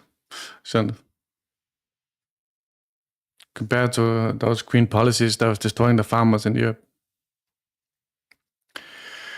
Ursula von der Leyen calls EU no confidence vote a Russian trap. Don't worry about the corruption, boys. The EU Commission has described, the head of the EU Commission has described recent attempts to initiate a no confidence vote against her in the European Parliament a trap set by Russian authorities. Serbia, nice. The goal is to sow division, spread disinformation, and weaken our resolve while we fight among ourselves. But Russia is coming for you in terms.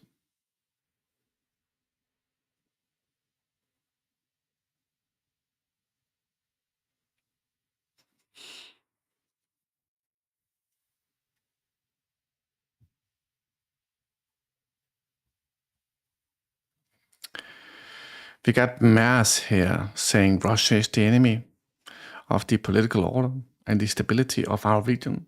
Würden Sie Russland als Feind bezeichnen? Russland ist zumindest ein harter Gegner und ein Feind unserer politischen Ordnung, ja. Auch Ihr Feind? Das ist keine persönliche Feindschaft, aber Russland ist ein Feind der politischen Ordnung und Stabilität unserer Region.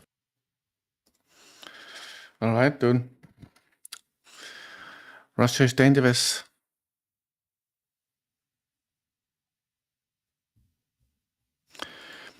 Then we got US Congresswoman Anna Paulina Luna says the assassination of Charlie Kirk may be tied to foreign funding, pointing the finger to China. There's been a lot of questions as to whether there was foreign government involvement. In which one? In the assassination of Charlie Kirk, right? Okay. So we're going to address these theories right now. Back during the ICE riots, do you remember all of that at the beginning of the year? a lot of people were like, where are all of a sudden these big violent riots coming from? Who's funding these organizations? We found out that there was a foreign funding tied to an individual by the name of Neville Singham, who's a multi-billionaire. And he made his billions by working with the communist Chinese government. And he would take, and he's not a registered agent, a foreign agent, which is a FARA violation. So he's taking these millions, funneling it into organizations like the Party of Socialism and Liberation, who then in turn create these very radicalized movements, but they're not even American in theory or funded by American people. They're actually funded by foreign governments. The irony in all this is that Neville Singham, not just to Mandani's election, so like Jews from Mandani, but he actually also has ties to funding the Party of Socialism, the Salt Lake City Queer Group, which is now being investigated with former knowledge on whether or not they knew Charlie would be assassinated, who had ties to the shooter. So I do think that there's a foreign funding tie, but the question is which government, and I think it's tied to the Chinese. Interesting. I mean, like called the queer what? Salt Lake City Queers. Salt Lake City Queers. They're being investigated by the FBI. But if you look at the organization where the funding comes from, I mean, not just them, they had ties to groups in Cuba and they are actually calling themselves terrorists. But not just that, they also have ties to the United Nations. So there's this aspect of a very pro-globalist and then a pro-Marxist movement to really sow discord and divide in this country. And that's why I recently posted on my social media, I was like, yeah, so dumb. check out the bot farms that actually exist. And when you see all this shit talking on Twitter, make sure you're not arguing with a bot, because that's not like a fake China. And so we have to realize that social media is being used to kind of stoke this divide. But in the instance of the shooter, Charlie Kirk was almost like a son to President Trump. Don Jr. will tell you was like his little brother. Right. Very close to J.D. Vance, very close to Kash Patel. So if you think for a second that there will be any amount of resource spared in his investigation, you're wrong. Because I know these people, and I've seen the way that this administration has worked towards at least issuing some of the darkest secrets. For example, what happened with CIA and the connection to JFK's assassination. I've met with the director. But to, I think, really take into account that you have the family that is seeing all this stuff out there right now. I hope that they get every single person involved. I definitely think that it's likely that more than one person knew about what was happening, because it's Salt Lake. It's funny. She didn't even justify why it was China. It's just China.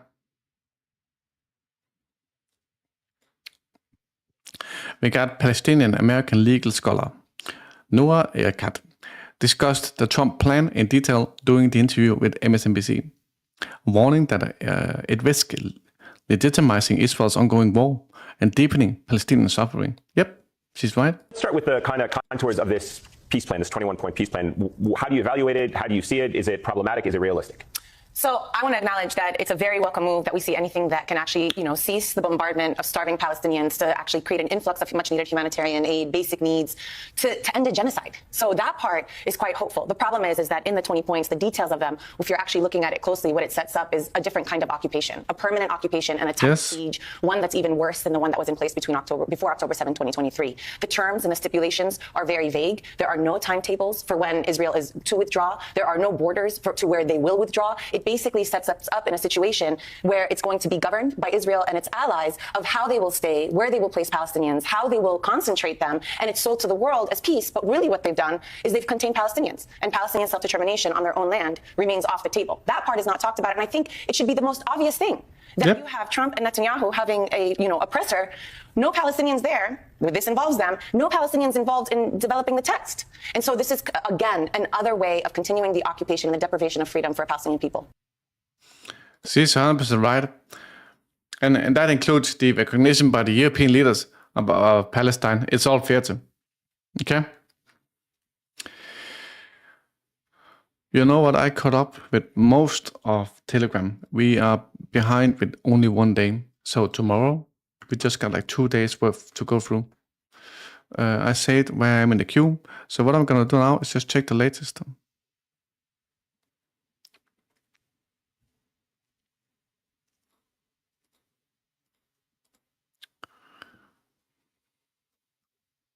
We can also check this, okay?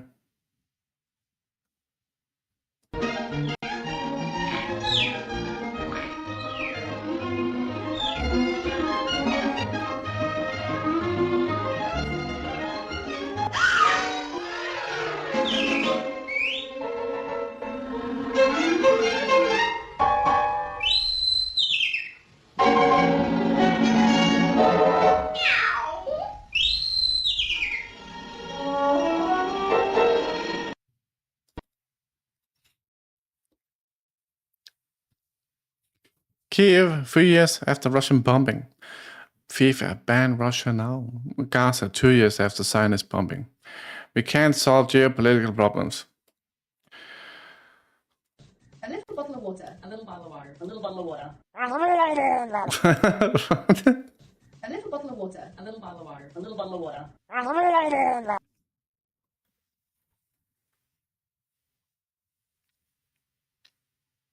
There was a video that was made by the Russians, which I think I've shown you. See that? Okay. It's probably made by AI, okay? Then look at the Ukrainians.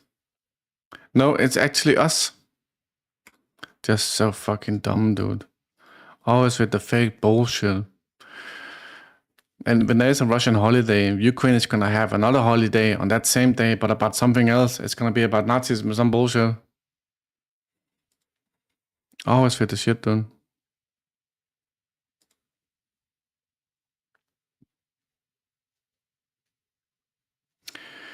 We got Mark Levin, a member of the Trump administration, Homeland Security, saying Israel has not killed women and children in Gaza because there aren't enough videos documenting such events.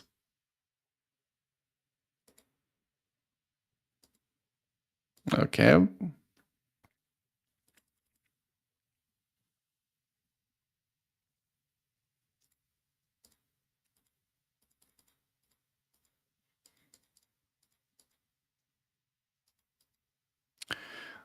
Two seconds, what is this? Berlin protest.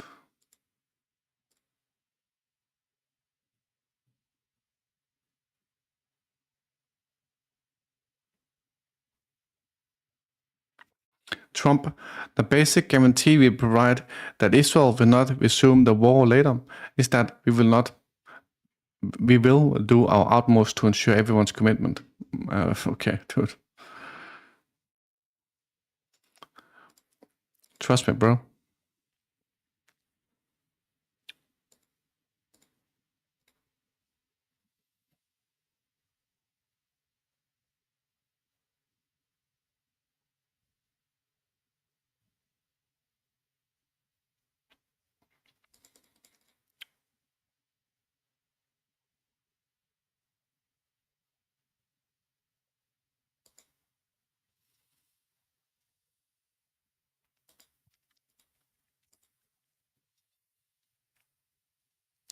Encircle Ukrainian force at Klippenbøk Reservoir eliminated. And it's gone. Border Patrol Barbie praying with Portland ICE staff before Portland SMO. Time together, that you give us good fellowship, Lord, but that you also give us wisdom and discernment to make the best decision. You know what? I don't think any of these are actually questions. I think it's all fucking theater. I think it's all fucking fake, dude. I don't think anyone are like real questions or even like science questions. I think it's just fucking theater.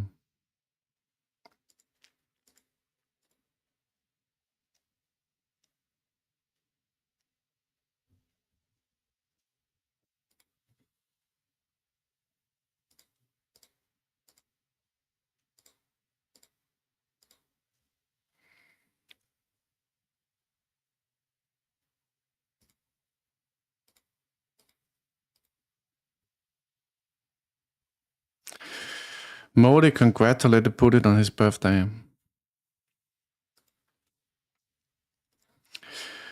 Russia ignored Zelensky's proposal for unilateral ceasefire in the sky.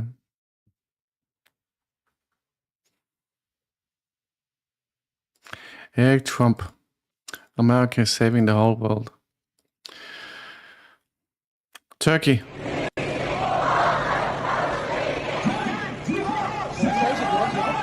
Furnace is here, boys.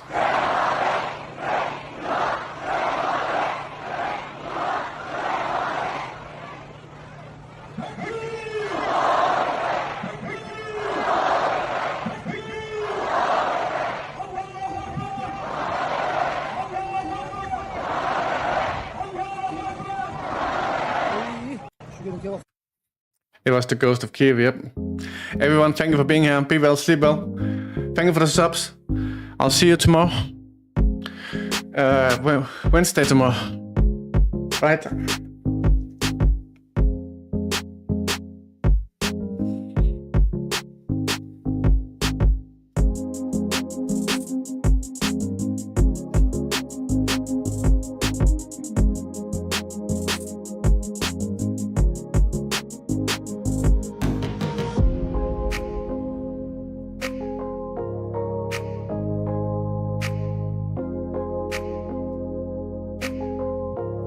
All right. See you tomorrow. Thank you for being here. Sleep well.